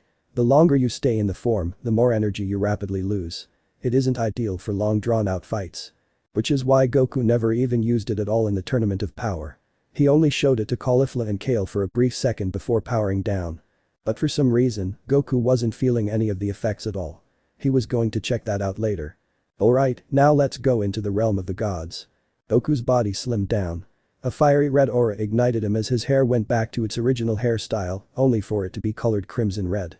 On Mount Olympus, a certain gray-eyed Olympane noticed a surge of godly energy. What is this? I've never felt the presence of an immortal like this before. The goddess in the form of an 8-year-old, who was currently tending to the hearth, sensed the same thing. Interesting, she said with a smile. Back with Goku, he was pleased with his current form, wow. And it looks like Super Saiyan God got a boost too. I think it's now stronger than my Super Saiyan Blue form during the Tournament of Power. Goku's aura then switched from a fiery red to a calm and serene blue. His hair was back to the first Super Saiyan hairstyle, but it was now colored blue as well as his eyes. And Super Saiyan Blue is even stronger than that. And I don't feel the stamina drain like with Super Saiyan 3. I'm going to really figure out why that is. Goku dropped down to his base form. He took a deep breath and closed his eyes. Now for the real test. Let's see if I can now do this at will. During the Tournament of Power, Goku was able to tap into the Omen of Ultra Instinct 3 times. But in all 3 of those times, his body automatically did it for him. He never actually willingly transformed into the state. And he couldn't maintain the form for long periods of time. It was even more stamina draining than Super Saiyan 3, Kaioken, and Super Saiyan Blue combined. After seeing that his control with Blue and SSJ3 have gotten better, he was hoping that it would translate to Ultra Instinct now. He was only able to keep the mastered form for about a minute. Even less. So hopefully it will last a little bit longer than that now. Goku focused and looked deep within himself. He remembered the sensation. He remembered his state of pure calmness and focus. He emptied his mind of all thoughts and emotions. A couple moments passed by before he finally said, Ultra Instinct. Immediately, the area around him began to shake. The wind and the tides became restless as thunder roared and the earth moved. His hair and eyes glowed silver as a white hot flame surrounded his aura. His body became much more muscular as it would put Adonis to shame. Pure power radiated off of him as he reached a realm where even the gods couldn't. Goku smiled in victory, Yahoo! I did it. This is awesome. Whoa, this form feels amazing. It has so much power, but yet, I feel so light. I can feel my stamina dropping passively, but it isn't anywhere near as bad as in the Tournament of Power. If I were to guess, I'd say I can use this form for about 15 to 20 minutes before getting tired. Wow, how in the world is that even possible? His tail began to wag as a white hot flame surrounded it. Goku looked at his tail with intrigue. Is it because of my tail? Really? I didn't know it was that useful. I thought it was only needed to go grade 8, but it turns out I was wrong. This thing rocks. Unbeknownst to Goku, his transformation into Ultra Instinct was noticed by a few individuals. By the gods. What is this pressure? It's insane. No god should be that powerful. Athena, goddess of war and wisdom, exclaimed as she dropped the book she was reading due to the shock of Goku's transformation. I have to check this out. Hestia widened her eyes in awe, such white hot flames I feel like they can burn everything to ash. Another goddess on Olympus noticed a huge burst of power. She was testing out her new lingerie on her full body mirror, only for her to fall to the floor due to the pressure of Goku's transformation. What the Hades? Aphrodite, goddess of love, sex, and passion, exclaimed as she got back up. What is going on? Show me where all of that power is coming from. She ordered her full body mirror. The mirror showed her Goku in his Ultra Instinct state. As soon as she laid eyes on the Saiyan beyond God, drool escaped from her mouth as lust seeped from her eyes. Oh my chaos, who is that? Aphrodite yelled. Her eyes roamed his body, making sure to get every inch. So hot. Literally. I have to meet him. I must. A piece of meat like that should not be wasted. Is he a god? I've never seen him before. I have to get my hands on him before anyone else does. Meanwhile with Goku, the Saiyan was just admiring his new form. This is crazy. And to think that I still feel that there's something beyond even this. Goku dropped back to his base. I better keep most of my forms a secret for now. I don't want to be attracting any unwanted attention from any gods or other beings. Not before I get used to the inner workings of this world. Goku then gripped his right fist and smirked. The tournament of power really opened my eyes. It showed me what I'm really capable of. No way I'm staying at the same level now. I'm going to get stronger and stronger. I ain't stopping here. Son Goku will have to keep getting stronger. His presence in this world has caused many butterfly effects. And those goddesses were not the only ones who felt his transformation into Ultra Instinct. Ancient evils are aware of him. Goku is going to have to get even stronger if he wants to preserve the existence of this universe. The story of Goku, the Saiyan raised on Earth, is over. Now, the tale of Son Goku, the Greek Saiyan god, begins. Where is he? I swear he always gets lazy in the winter. Artemis groaned as she stood by her moon chariot, waiting impatiently for her twin brother to arrive and begin riding the sun. It was already past 7 a.m. She needed to get back to her hunters. They should be waking up soon. There was a bright flash, and there appeared in all of his glory, Apollo, god of the sun, light, archery, truth, disease, plague, music, art, poetry, reason, knowledge and prophecies. He had blue eyes along with sunny and shining blonde hair. Sorry little sis, a couple things came up. For how many more millennia do I have to tell you? I came out of mother first. Artemis's eyes widened when she took a good look at Apollo. Being the god of the sun and light, he always had a brightening smile, and his presence alone was able to lift the mood of any room. However, he didn't look anything like his usual self. There were large bags under his eyes, he was pale, like Hades pale, and he seemed so deprived of life and energy. As if he was about to drop any minute. Are you okay? What's gotten into you? Artemis asked worryingly. Although they bicker back and forth and disagree on a lot of things, the twin archers do still care for one another as brothers and sisters should. Apollo put on a fake smile. Me? I'm fine. Everything is alright. Why do you ask? Artemis crossed her arms and frowned at her brother. Apollo, we were literally in the same womb together. If there's anyone in the world you can't hide anything from, it's me. The sun god sighed in defeat. You really do know me well, Artie. Artemis gave him a cheeky grin. Of course I do. I'm your big sister. Now spit it out. What's wrong? I haven't slept in like a week. Apollo said casually. What? Artemis looked at Apollo as if he had grown a second head. What do you mean, you haven't slept in a week? Why not? You know the meeting we had yesterday? Where I said that every single prophecy is changing. Apollo told Artemis with the biggest monotone voice. Yes, what of it?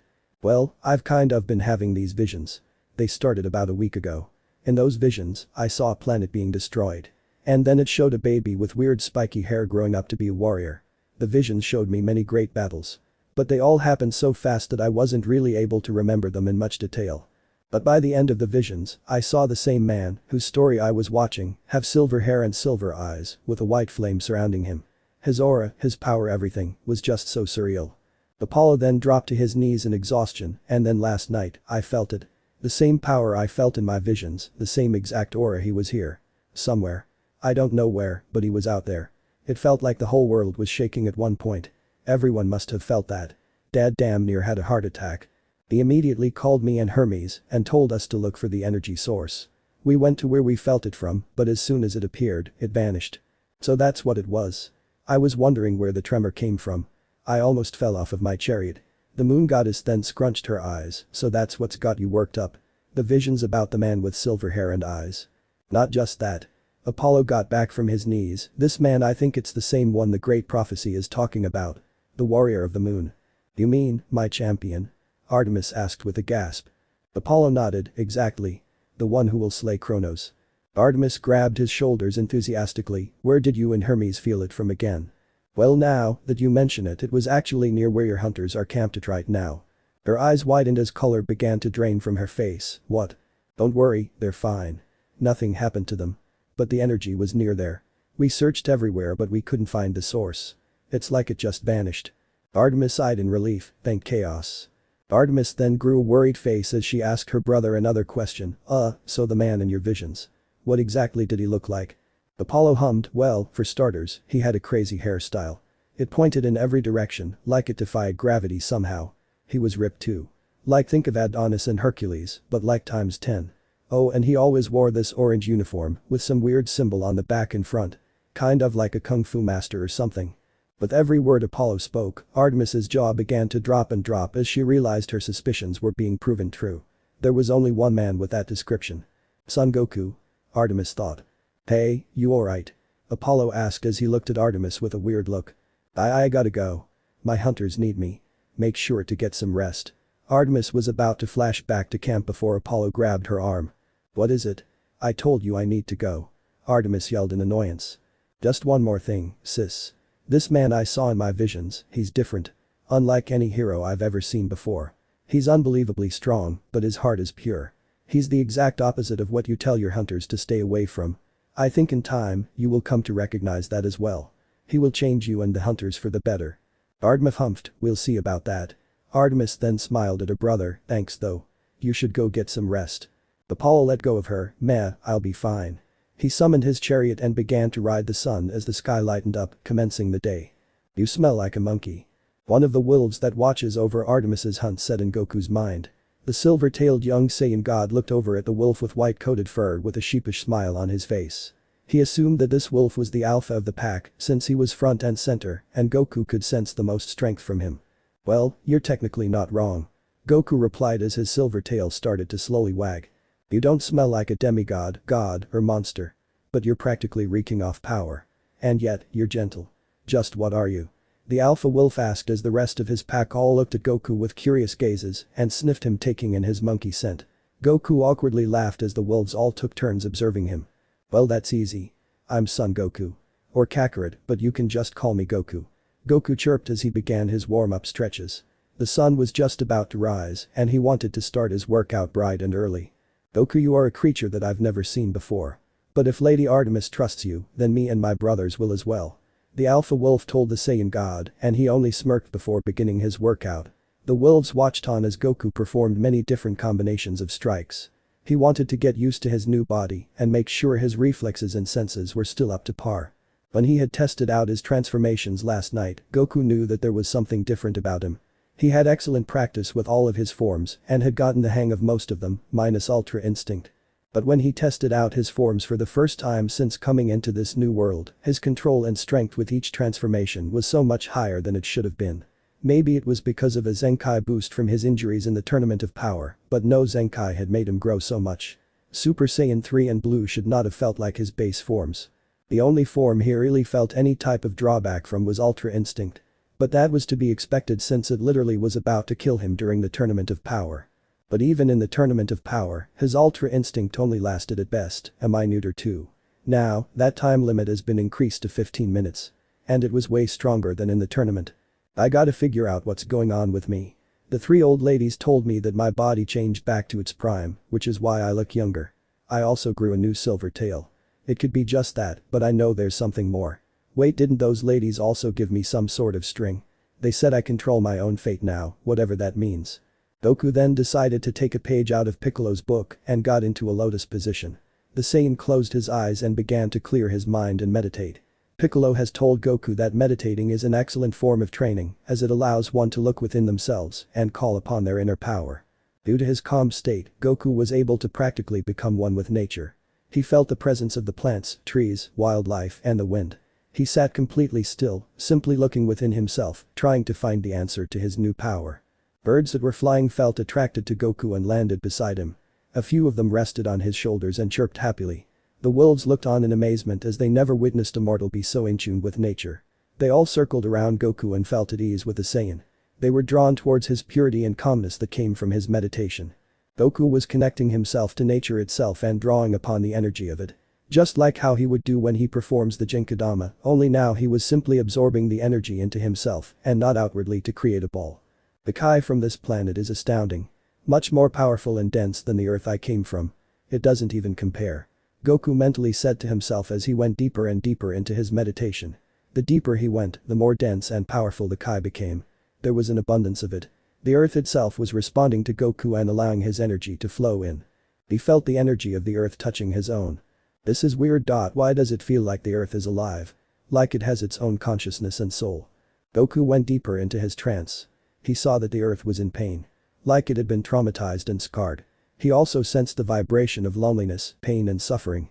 Negative spiritual energy was amassing itself within the Earth and was building up over time and was getting to a dangerous point. Oh no.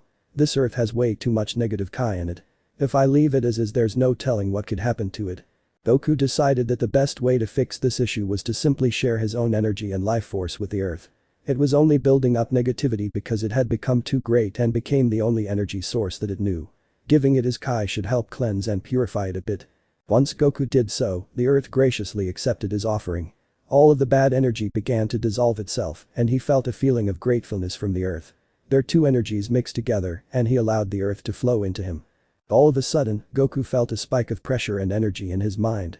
The Earth was going through his memories, experiencing his life as if it were a movie. The Earth sympathized and empathized with Goku, and the Saiyan did the same as he felt memories and emotions from the entity as well. Hathros. Huh? Goku thought he was hearing things. Did the Earth just speak? Goku knew he wasn't crazy. He just heard the Earth speak. So it does have a consciousness after all. Does it have a physical form? Let me try to see it. Goku went even further in his mediation as he began to astral project. He appeared in a black void similar to that of space. He kept looking around until he sensed another presence there with him. He turned around and saw the consciousness that had spoken to him. She was a young and beautiful woman. The most gorgeous female Goku had ever seen. She had vibrant green hair and eyes. They shined just like the grass and leaves of trees. Her hair was free-flowingly long and went past her knees. Her body was thin and slender with an ergless figure, but it was voluptuous with a large chest and plump rear. She wore a woman's ancient Greek toga, but it was brown in color, like the color of wood. All of this coupled with a perfect face that exuded the beauty of the Earth. A goddess in every sense of the word. Goku stared at her for a couple of moments. It was just like meeting Artemis for the first time. He was entrapped by her beauty. Goku got a weird feeling in his stomach as he set his eyes on her. The feeling was similar to having butterflies in your stomach but in a good way. He could already tell she was a goddess just from the way she presented herself, but Goku did sense God Kai from her. And she had a lot. It felt like having all of the energy of the planet being manifested in one person. He could tell she was strong, which made him curious about how powerful she was. They kept on with the staring contest until the goddess decided to break the silence. You have such majestic eyes. Goku blinked. My eyes? What do you mean? Goku never heard much compliments about his eyes. They were just ordinary black. What's so special about them? They are such a beautiful silver color. Similar to the moon, but much more vibrant, potent and alluring. She said as she kept gazing at Goku with a luscious smile. The Saiyan warrior was about to correct her, saying his eyes are black, until he realized what form he was in. Wait a minute, when did I transform into Ultra Instinct? I didn't even notice until she pointed out my eyes. I guess I did it subconsciously in my deep meditation. But it doesn't feel like my stamina is passively draining. It still feels similar to my base. Goku grabbed one of his bangs close to his eye. My hair is still black though. I see, I'm only in the omen of Ultra Instinct. Not the completed form. That's why I didn't notice. Goku then looked towards the goddess. Thanks. Your eyes are pretty, too. They remind me of grass and leaves. The goddess lightly blushed at Goku's compliment as she didn't expect the Den Saiyan to flirt back, which he was doing unknowingly. But she calmed down as she did not want to embarrass herself in front of the man who relieved her of her pain. Hey, you said something earlier. I forgot what it was. It was a strange word. Katha something. Hathros. She repeated. Yeah, that. Oh, what is that and why did you say it? Goku asked curiously. He had never heard of a word like that in his life. It sounded fancy. It's a Greek word that means free from the admixture or adhesion of anything that soils, adulterates or corrupts. Say, what now? Sorry, I didn't quite understand that. Could you maybe simplify it for me, please? I'm not the sharpest knife in the drawer. Goku sheepishly said as the meaning of the word completely flew over his head. What does adulterate mean? The woman angelically laughed at Goku's dense nature. Her laugh was music to Goku's ears. No one's laugh has ever been as melancholic as this goddess's. It reminded him of the serene noise of nature. Don't worry about it, son Goku. To put it in simple terms, it means you are pure and clean. Unsoiled or unalloyed. She explained, but that only confused Goku more. Wait, how do you know my name? The Saiyan didn't remember telling the woman his name, so could she have automatically known it? I saw parts of your memories. Remember when our energies merged? I was able to look inside your soul and see some of your most treasured times in your life. And I must say, it was a sight to see. Your life may have been the greatest story I have ever seen. That's saying something considering what I have seen and been through. And I have lived for a long time. Oh, I see. That makes sense. I guess I was trying to connect with you, and I instinctually opened my memories to you. Wait a minute, what's your name? Goku wished to know the name of the magnificent goddess before him. My name is Gaia. It is a delight to formally meet you, son Goku. The primordial properly introduced herself. Gaia, huh? So you're a goddess, right? What's your job or domain? I bet it's something important considering how much power and energy I'm reading from you. It's a huge amount. Goku noted that Gaia's Kai was one of the highest he had ever sensed. Her presence alone gave off immense pressure and vibration, even though they were currently just in an astral plane and not in the physical realm. Gaia's Kai seemed to be even higher than that of a god of destruction. Gaia smirked at Goku's naivety. Oh sweetheart, I think you can figure that out pretty easily. You felt my energy yourself. What do you think I'm the goddess of? Goku took a couple of seconds to think to himself, but then face-palmed as the answer was obvious. You're the goddess of Earth. It makes so much sense. When I was connecting with the Earth, that was you. That was the consciousness I felt. But it's weird. Because it was as if the Earth itself was alive. Gaia chuckled, that's because it is. I am the Earth. That's so strange, but cool at the same time. I never thought planets could be alive and have their own spirit. Goku then asked something else that was on his mind. Hey, you said that word that means pure and clean, why did you say it? It was the first thing Gaia had said to him and it still lingered in his mind. I said that because it's the perfect word to describe your soul. As I watched the key moments of your life, I was in awe at the fact that no matter what happened, you always remained true to yourself and never let anything or anybody stop you on your path. You were incorruptible, even after learning about your heritage, and stayed true to the teachings of your masters and to your friends and family. You fought, trained, and never gave up hope, no matter the circumstance. An uncarved wood. Thanks, but I was just a guy who wanted to fight and continue improving myself. I never have seen myself as righteous or pure in the way that you're saying. The three old ladies had told Goku something similar. And while he can't argue that he has done some good things for others, his limit-breaking sacrifice being a testament to that, he within himself has never viewed himself as such. He fights and protects his loved ones, and that's it. Gaia smiled, knowing Goku was going to say something like that, and that's the most amazing part. You did it unconsciously. Nobody ever needed to tell you what the right thing to do was. You just did it. Of course, you aren't perfect, but no one is. Not even gods. Trust me, I know. Have some pride in yourself. Yeah, I guess you have a point. You aren't the first person to tell me something like that. I won't be the last. Gaia then began slowly walking towards Goku, her hips moving in a peculiar way, which confused him. As Gaia got closer and closer to the Saiyan, her face adorned a smile, but it wasn't like any of the smiles she had given Goku earlier. It was a smile that showed wanton lust. It unnerved Goku a little and he raised his guard, preparing himself for whatever the goddess was about to do. Relax, I'm not going to hurt you, never in my dreams. Gaia said seductively. Why are you talking like that? Goku was feeling a little uncomfortable at the tone of her voice.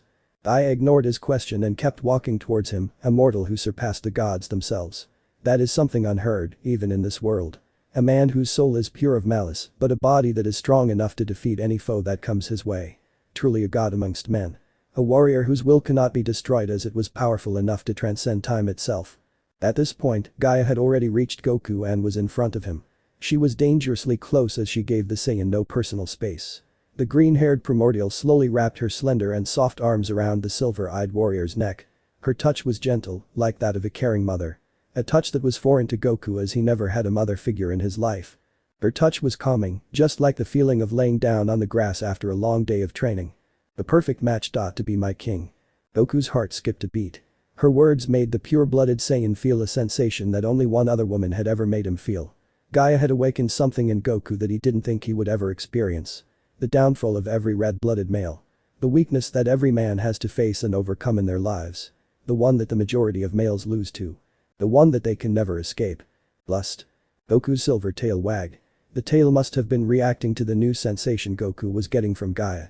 He looked into her eyes and saw pure beauty, love, and care. She represented what Goku loved. Earth.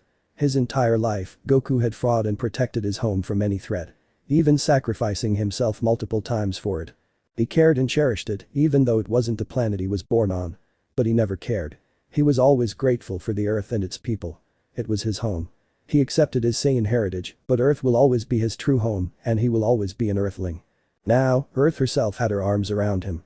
Join me, Son Goku. Become one with me. Be my king. Gaia began to bring her pink lips close to Goku's mouth, offering herself to the Saiyan beyond God. All of Goku's instincts were yelling at him to take her. His Saiyan side tells him to claim his mate and reproduce with the goddess. Goku remembered Vegeta saying something along the lines of Saiyan men naturally gravitating toward strong women. And here was a primordial goddess being the earth itself, which Goku loves and cherishes, offering herself to Goku with open arms. Any red-blooded male would have jumped at the chance to be with the mother goddess. And now for the first time in his life, Goku was struggling with his own instincts. The very nature of Ultra Instinct was to stop thinking and allow your body to make the choices for you. It was obvious what his body wanted. His omen form was pushing itself against Goku's very own will. What's happening to me? I can't control myself. How is she doing this to me? Is this a spell? No, it's not. But why am I having so much trouble resisting her? I think my body is taking over me. Goku was having an internal battle with his instinct. Mother Nature herself was closing in on Goku, as her lips were just millimeters away from his. The closer she got, the more difficult it became to resist. Any other man would have already caved. But Goku was not like any other man. He kept on struggling and struggling, not backing down to his carnal desires. Right as Gaia was about to kiss him, Goku grabbed her shoulders and pushed away with authority. I'm sorry Earth, I mean Gaia, but I have a wife. He said with a low voice as he looked down at the ground. Gaia's eyes widened in both astonishment and horror. She was astonished because every other male in the universe would have gladly taken her as their queen. To be able to resist her charms is arguably disrespectful to her womanhood. She was shocked to see such unwavering loyalty from Goku to his wife, Chi-Chi. That was rare, especially in her pantheon where immortals were known for their countless affairs and promiscuity. From both the gods and goddesses. Rarely are they ever loyal to their spouses. But she was horrified because the one man who could love and care for her rejected her. In Gaia's mind, an act like that could only be seen as blasphemous and darn right idiotic. You don't love me, Son Goku. Gaia's voice faltered as she said those words. Just saying them brought so much pain to her heart. I do. I really do love you, Earth. But, I just can't. I love Chi-Chi. This would be a betrayal to her. And I can't allow myself to do that. Goku said with pain in his voice. He was still looking at the ground. He was so ashamed that he couldn't bring himself to look Gaia in the eyes. Goku had won against his very own instincts. His will was strong enough to surpass his lust and not allow himself to betray his love for Chi-Chi, the mother of his children. Chi-Chi, you're still attached to that mortal, you do realize that you're never gonna see her again, right?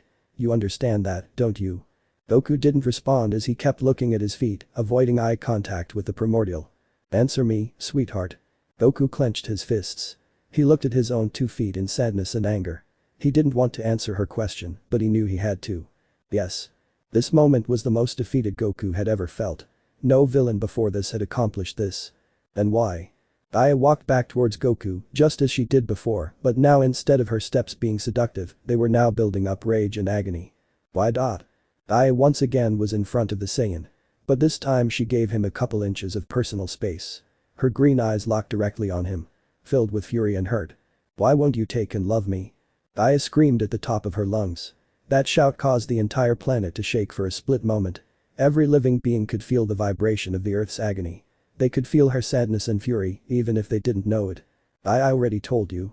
I have a wife. I love Chi-Chi. Goku responded in a monotone voice. And again, I ask you, why do you still feel attached to that mortal? Goku frowned at the way Gaia used the word mortal. Gaia, she's the mother of my children. Is that what it is?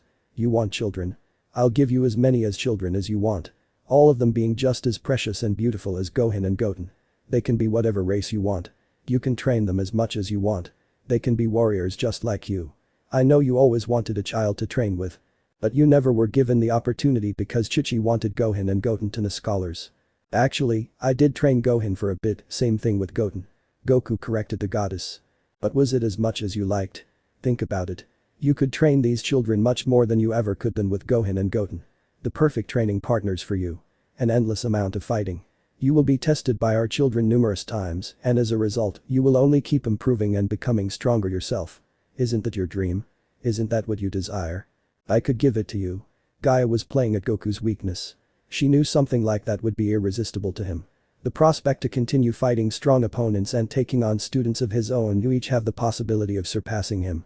There was no way he was turning that down, right? Goku grit his teeth, as much as I would love that the answer is still no. Gaia stared at the Saiyan. She was dreaming, right? This wasn't real life. This must be a joke. A cruel joke that the fates were playing on her. But wait a minute, the fates have no control over Goku. They gave him his string of fate. He is the dictator of his own actions. What more do you want? Gaia shrieked at the man who would dare deny her. You will be the king of the universe. We will rule this realm indefinitely. If we join together, nobody will be able to stop us. Not even my mother. You will have me as your eternal wife. I will give you anything. I will do anything for you. I will only serve you. I'll give myself to you for all of eternity. Gaia was getting desperate. She couldn't let Goku reject her. If she let him go, then she might never receive this opportunity again and lose him forever. I don't want to be the king of anything. Goku blankly replied, still not giving Gaia eye contact. That's a lie. Every man wants to be king. Every man wants a goddess as a lover. You're lying, son Goku. I sensed lust from you earlier. You wanted so bad to take me right then and there. But you resisted. Don't lie to me, Saiyan. Is it really a lie, Gaia? Do you really believe that I'm lying? Or is it just your desperation telling you that? Goku's words hit her like a bus. She realized that he was right. She was just saying anything to try to convince Goku at this point. She knew he wasn't that type of guy. He was unlike any other man. Okay, but just listen to me. I will treat and love you better than that harpy ever could. Goku immediately shot up and grabbed Gaia by the shoulders. He pulled her close to him so that he could see him in his eyes. His silver eyes showed nothing but righteous fury and power. Burning white flames began to surround Goku as his power kept on rising. His body was reacting to his anger and grief. Sweat trickled down Gaia's face as she felt the high temperatures of Goku aura. His power made her feel fear. An emotion that a being of her status doesn't feel quite often, if at all. She was arguably the strongest in her universe besides her mother, of course. There were very few beings that could stand up to her. And here was Goku, a mortal man, scaring the life out of her with his mere aura alone. If there was anybody that she didn't want to get on their bad side, it was the Saiyan beyond God. Ironically, this turned her on even more. Her name is Chichi. Don't ever disrespect her like that in my presence again. Goku's voice was silent but powerful. It sent a chill down the Earth Goddess's spine. No man had ever made her feel this way. Not Uranos nor Tartarus. I'm sorry. It won't happen again. Gaia felt like she was being scolded. It was embarrassing. But she had no choice. If she didn't, there was no telling what Goku would do to her in this state. Good. Goku calmed down. The white flames disappeared and his aura went back to the normal peaceful state of Ultra Instinct. Gaia breathed a sigh of relief. She much preferred this side of Goku. I apologize for being disrespectful towards her in front of you. I should already know that you still have love and care for her. However, my point still stands. Your wife Chichi, your sons Gohan and Goten, and everyone else that you know and love are gone. You will never be able to see them again. I empathize with your loss and grief, but you have to accept that and move on. You died a hero in your world according to them. The fates have already explained that story is over.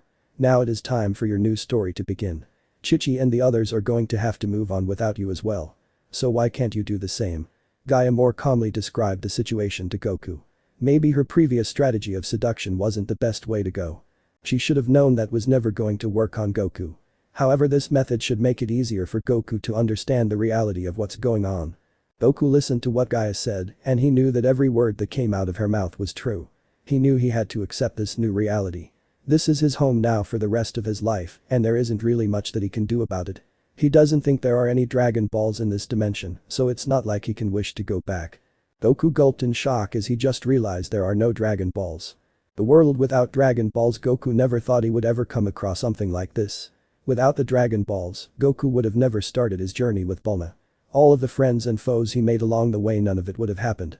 It was thanks to the Dragon Balls that he and the Z fighters were able to get bailed out of so many scenarios. Now, there wasn't that possibility.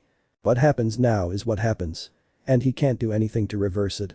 I think now you're really starting to understand the gravity of the situation you're in. Gaia said as she saw Goku come to the realization of no Dragon Balls. You're going to outlive your wife and sons. They will have to go about the rest of their lives without you. And you without them. Are you really sure you want to go the rest of your existence in loneliness and pain? Mourning them forever? Goku shrugged his shoulders, I'm only mortal. It's not like I'm going to live forever. I'll die eventually and the pain will end. I laughed at the Saiyan's ignorance, how are you so sure about that? You do realize that in a way, you're a god too, right? Your body may still be mortal, but your Kai and life force is now of a god's. You even transcended that and your Kai has surpassed that of the gods. How do you know how long you are going to live? Combine that with your Saiyan biology, there's no telling how long you can remain in your prime. It can be millennia before you die naturally, if at all.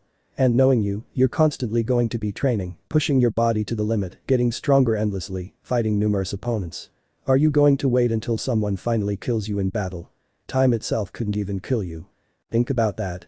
You will be in an endless cycle of pain and grief. And you won't be able to help yourself. Goku began to panic. The words of Mother Nature now seeping into him. The harsh reality of his fate. An endless cycle of mourning and pain. Would any amount of fighting and training help him cope with that? You're lying. Vegeta said that Saiyans start to age once they hit 80 years old. Saiyans and humans also have around the same lifespan. I'm 43 years old right now, so give or take another 40 years, I should be good. You're 43 years old, mentally. But that doesn't mean you are currently 43 years old physically. Have you ever taken a look at yourself? You have noticed that you appear to be young, correct? Why is that?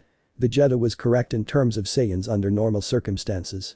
Are you a typical Saiyan under normal circumstances? Who knows what could have happened to your body when you went through the time rift? I don't believe you fully understand yet, do you? As of right now, you are in a state that not even the gods can easily master, and you're doing it so effortlessly. A normal Saiyan wouldn't be able to do that, not even in his dreams. I'll just wait until I'm 80 and see for myself. And when I die, I'll see Chi-Chi and the others in the other world. Now who's the one turning to desperation? Gaia smirked at the reaction she got from Goku when she said that. The tables have now turned in her favor just like that. Her strategy was working. She sensed that Goku was beginning to lose hope in never seeing his old friends and family again. The torture of mourning endlessly for eons doesn't seem to be all that appealing to the Saiyan beyond God. He buried his face in his hands in disbelief. No, this can't be. I never wanted this. So why did this happen to me? It isn't fair. Goku was on the verge of tears. Gaia felt her heart break seeing the one who helped her in pain. She caressed Goku softly as she tried to calm him down. It's okay. Calm down. You're not alone. I can help. Take my offer and you won't have to deal with the mourning and grief. You'll have me and we can live out the rest of eternity together. We both get what we want. You get your cure from the pain, mourning, and suffering, along with children who you can train and cultivate into warriors. Who will also be your training partners and help you get even stronger. And I get the family that I always wanted. Sounds like a fair deal, right? Now the mother goddesses had the Saiyan right where she wanted him. It was only a matter of time before he caved and accepted her as his eternal lover. Goku removed his hands from his face and looked Gaia in the eyes once again. He had calmed down, a good part of it being due to the goddess's natural maternal and caring touch. His silver eyes had the look of determination and will. Gaia rejoiced internally as she believed she had won the hero over. I will move on. Goku announced. Gaia beamed with happiness hearing his answer. I'm glad that you finally saw reason. But I'm going to do so on my own. My own way. What? What did you say, my beloved? Goku sighed, you heard me, Gaia. I have to take this journey on my own. As much as I would like to take your offer, I just can't. It still feels like a betrayal to Chi-Chi in a way. And I would be lying if I said that every part of me has already accepted that I'm stuck here and there's no way to go back. Meaning that I will never see them again. I'll miss them for sure, it may hurt and I might have trouble sleeping at night. But I will get over it. I will move on. It will take time, but I believe in myself. I'll always cherish my memories from my past life, but now it is time to create new memories. With new friends, family, teachers, and foes. Memories that will last me a lifetime. As a Saiyan, it would be disrespectful to my people and my legacy if I did anything less.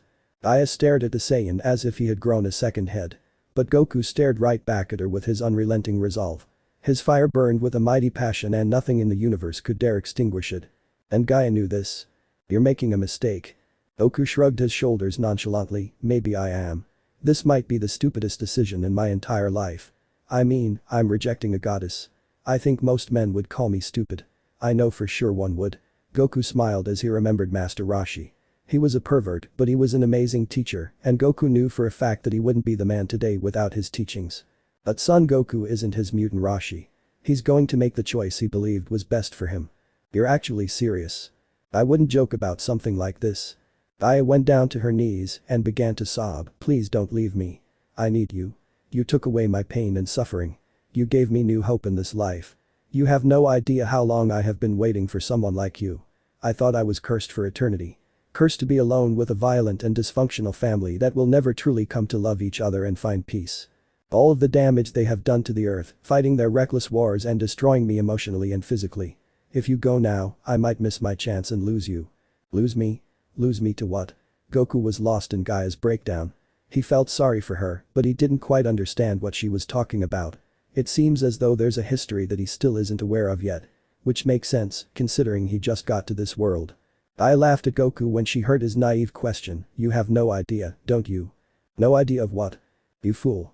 The other deities have already been aware of your existence in this plane. That little training you did last night. You practically let everyone know that you're here. Your scent and energy are going to attract a lot of people. Namely, maidens and goddesses who will want to get their paws all over you. You've already met one of them. Artemis. Goku raised his eyebrows. What are you talking about? Doesn't she and her hunters hate men? Gaia gave the Saiyan a smug grin, for now. But she will come around. You feel it, don't you? Whenever you're around her, you sense a connection, don't you? Goku widened his eyes, how do you know that? I'm Mother Earth. My domain reaches across the entire planet. I can see, hear, and feel everything that goes on. And she won't be the only one. There is another particular goddess who has her eyes on you. You better prepare yourself, as she is a handful and will stop at nothing to get what she wants. Goku wasn't even going to question that and decided to leave that for later. Listen, Gaia. It doesn't matter what you do. I have made my decision. Maybe in the future, we can be together but not right now. I need time to grieve and get over this, and I need to do it on my own. And that is final. Gaia wiped her tears and got up from her knees, alright then. You want to play hard to get. So be it, Super Saiyan. If you're going to make me suffer, then I'll make you suffer. Before Goku could question what she meant, Gaia raised her hand and out of it came green energy that almost resembles poison. She blasted it into Goku, and the Saiyan felt a jolt of electricity go through him. What the hell was that? What did you do to me? I placed a curse on you. Since you want to move on your own, I decided to help you with that. Your male instincts will kick in now more than ever. This will create an aura that will attract women of all kinds towards you, and they will fall in love with you, and you will be forced to love them. Gaia explained with a diabolical grin on her beautiful face. What? Why are you doing this to me? Isn't this the opposite of what you want? I just told you that I still have not finished grieving, and yet you do this to me. Not only will you be hurting me, but you're going to be hurting other innocents who don't have anything to do with this. Goku shouted at the Earth Goddess. Has she gone mad? Like I said, since you're forcing me to suffer leaving me alone with no love, I'm going to make you suffer by showering you with love.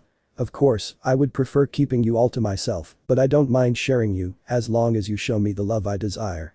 You should have known that rejecting my offer would only make me lust after you even more. You can't escape from me, my love. I am the earth itself. Everywhere you go, I will be watching. You can't hide from me. Everything that happens on the earth is because I allow it. I am the mother of all.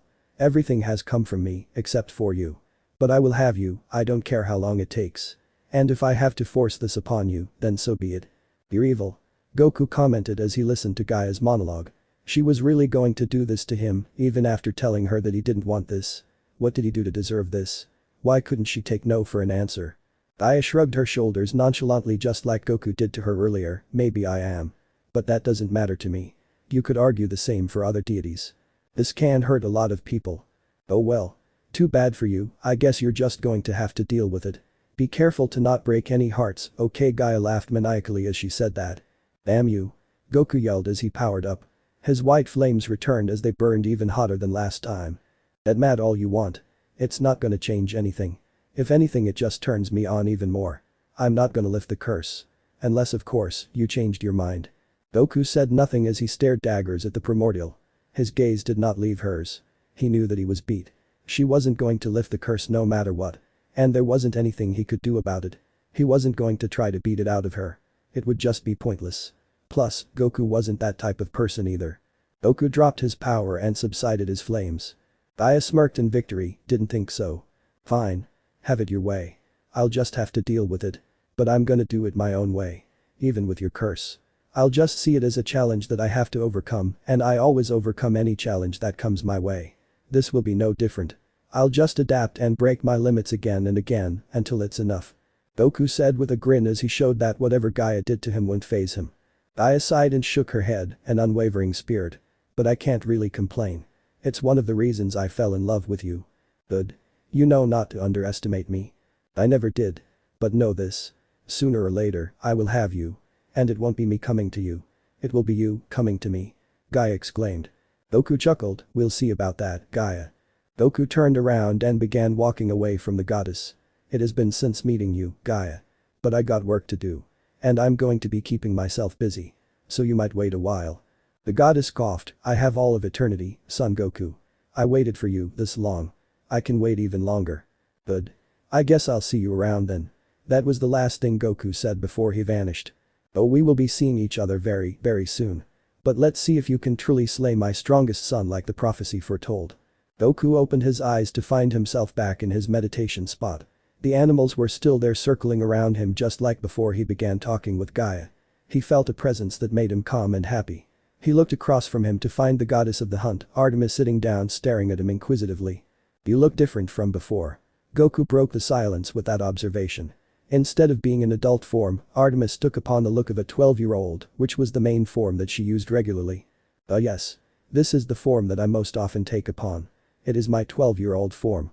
Yesterday I was in my adult form, which I mostly use for meetings. Artemis explained. Wow, you can do that, Goku asked. Yes, we gods can manipulate our physical appearance in various ways. We can even shapeshift into different animals, depending on our domains and symbols of power.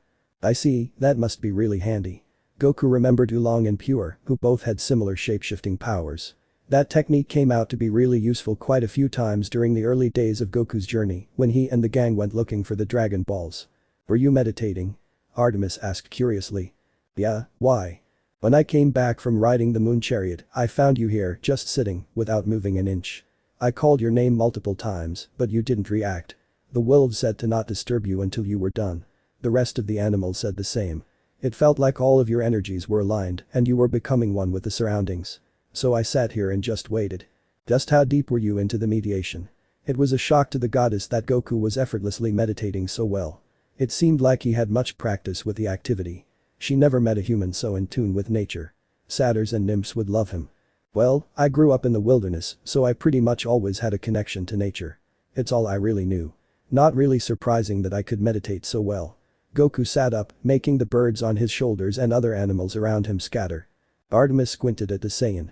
She didn't sense any lies or deceit from him, but she had a feeling that he wasn't telling her the whole truth either. But she decided to let it go for now and move on to a more important topic. I know what you did last night. Artemis got straight to the point. She had to talk to Goku about this. You do? Goku dumbly replied. Yes. That earthquake last night. That was you, wasn't it? Oh crap, I should have done a better job at suppressing my energy. I didn't take into account the area of effect that my transformations would have. So that's what Gaia was talking about. I better be more careful next time. Goku said in his head. He didn't want to attract too much attention to himself, and apparently he did the exact opposite. Yeah, that was me. Sorry, I was just testing something. I wasn't doing anything dangerous, I promise. Goku exclaimed as he put his hands above his head like he was getting accused of a crime. Relax, I'm not accusing you of anything. I just want you to be more discreet next time. You alerted a lot of people of your presence last night, whatever you were testing. I'm trying to keep you here on the low, and that show you put on yesterday didn't help. So please be more careful next time. Artemis said as nicely as she could. She didn't know why she was acting so nice towards a man, but the vibration Goku gave off was different. Whenever they were in close proximity, she felt more at ease, and she also felt a little stronger as well. No problem. Goku replied with a thumbs up. Artemis smiled at the act and shook her head. Let's go wake the girls. It's time for breakfast. Hopefully this time, they don't try to shoot me with their arrows. Yes, sorry about that. It was once again nighttime and all of the hunters were asleep. Artemis was riding the moon, so this gave Goku the perfect opportunity to continue his training. He was in the same forest he was last night. He looked around to make sure no one was watching him. Okay, the coast is clear. Let me make sure I suppress my power this time, so I don't cause any unnecessary area of effect. Goku closed his eyes and looked deep within himself. He still wanted to see what was going on inside him with his new power. In his subconscious, he found various flames. One was black, the next was golden, the one after that was red, right next to it was blue, and then there was a white flame.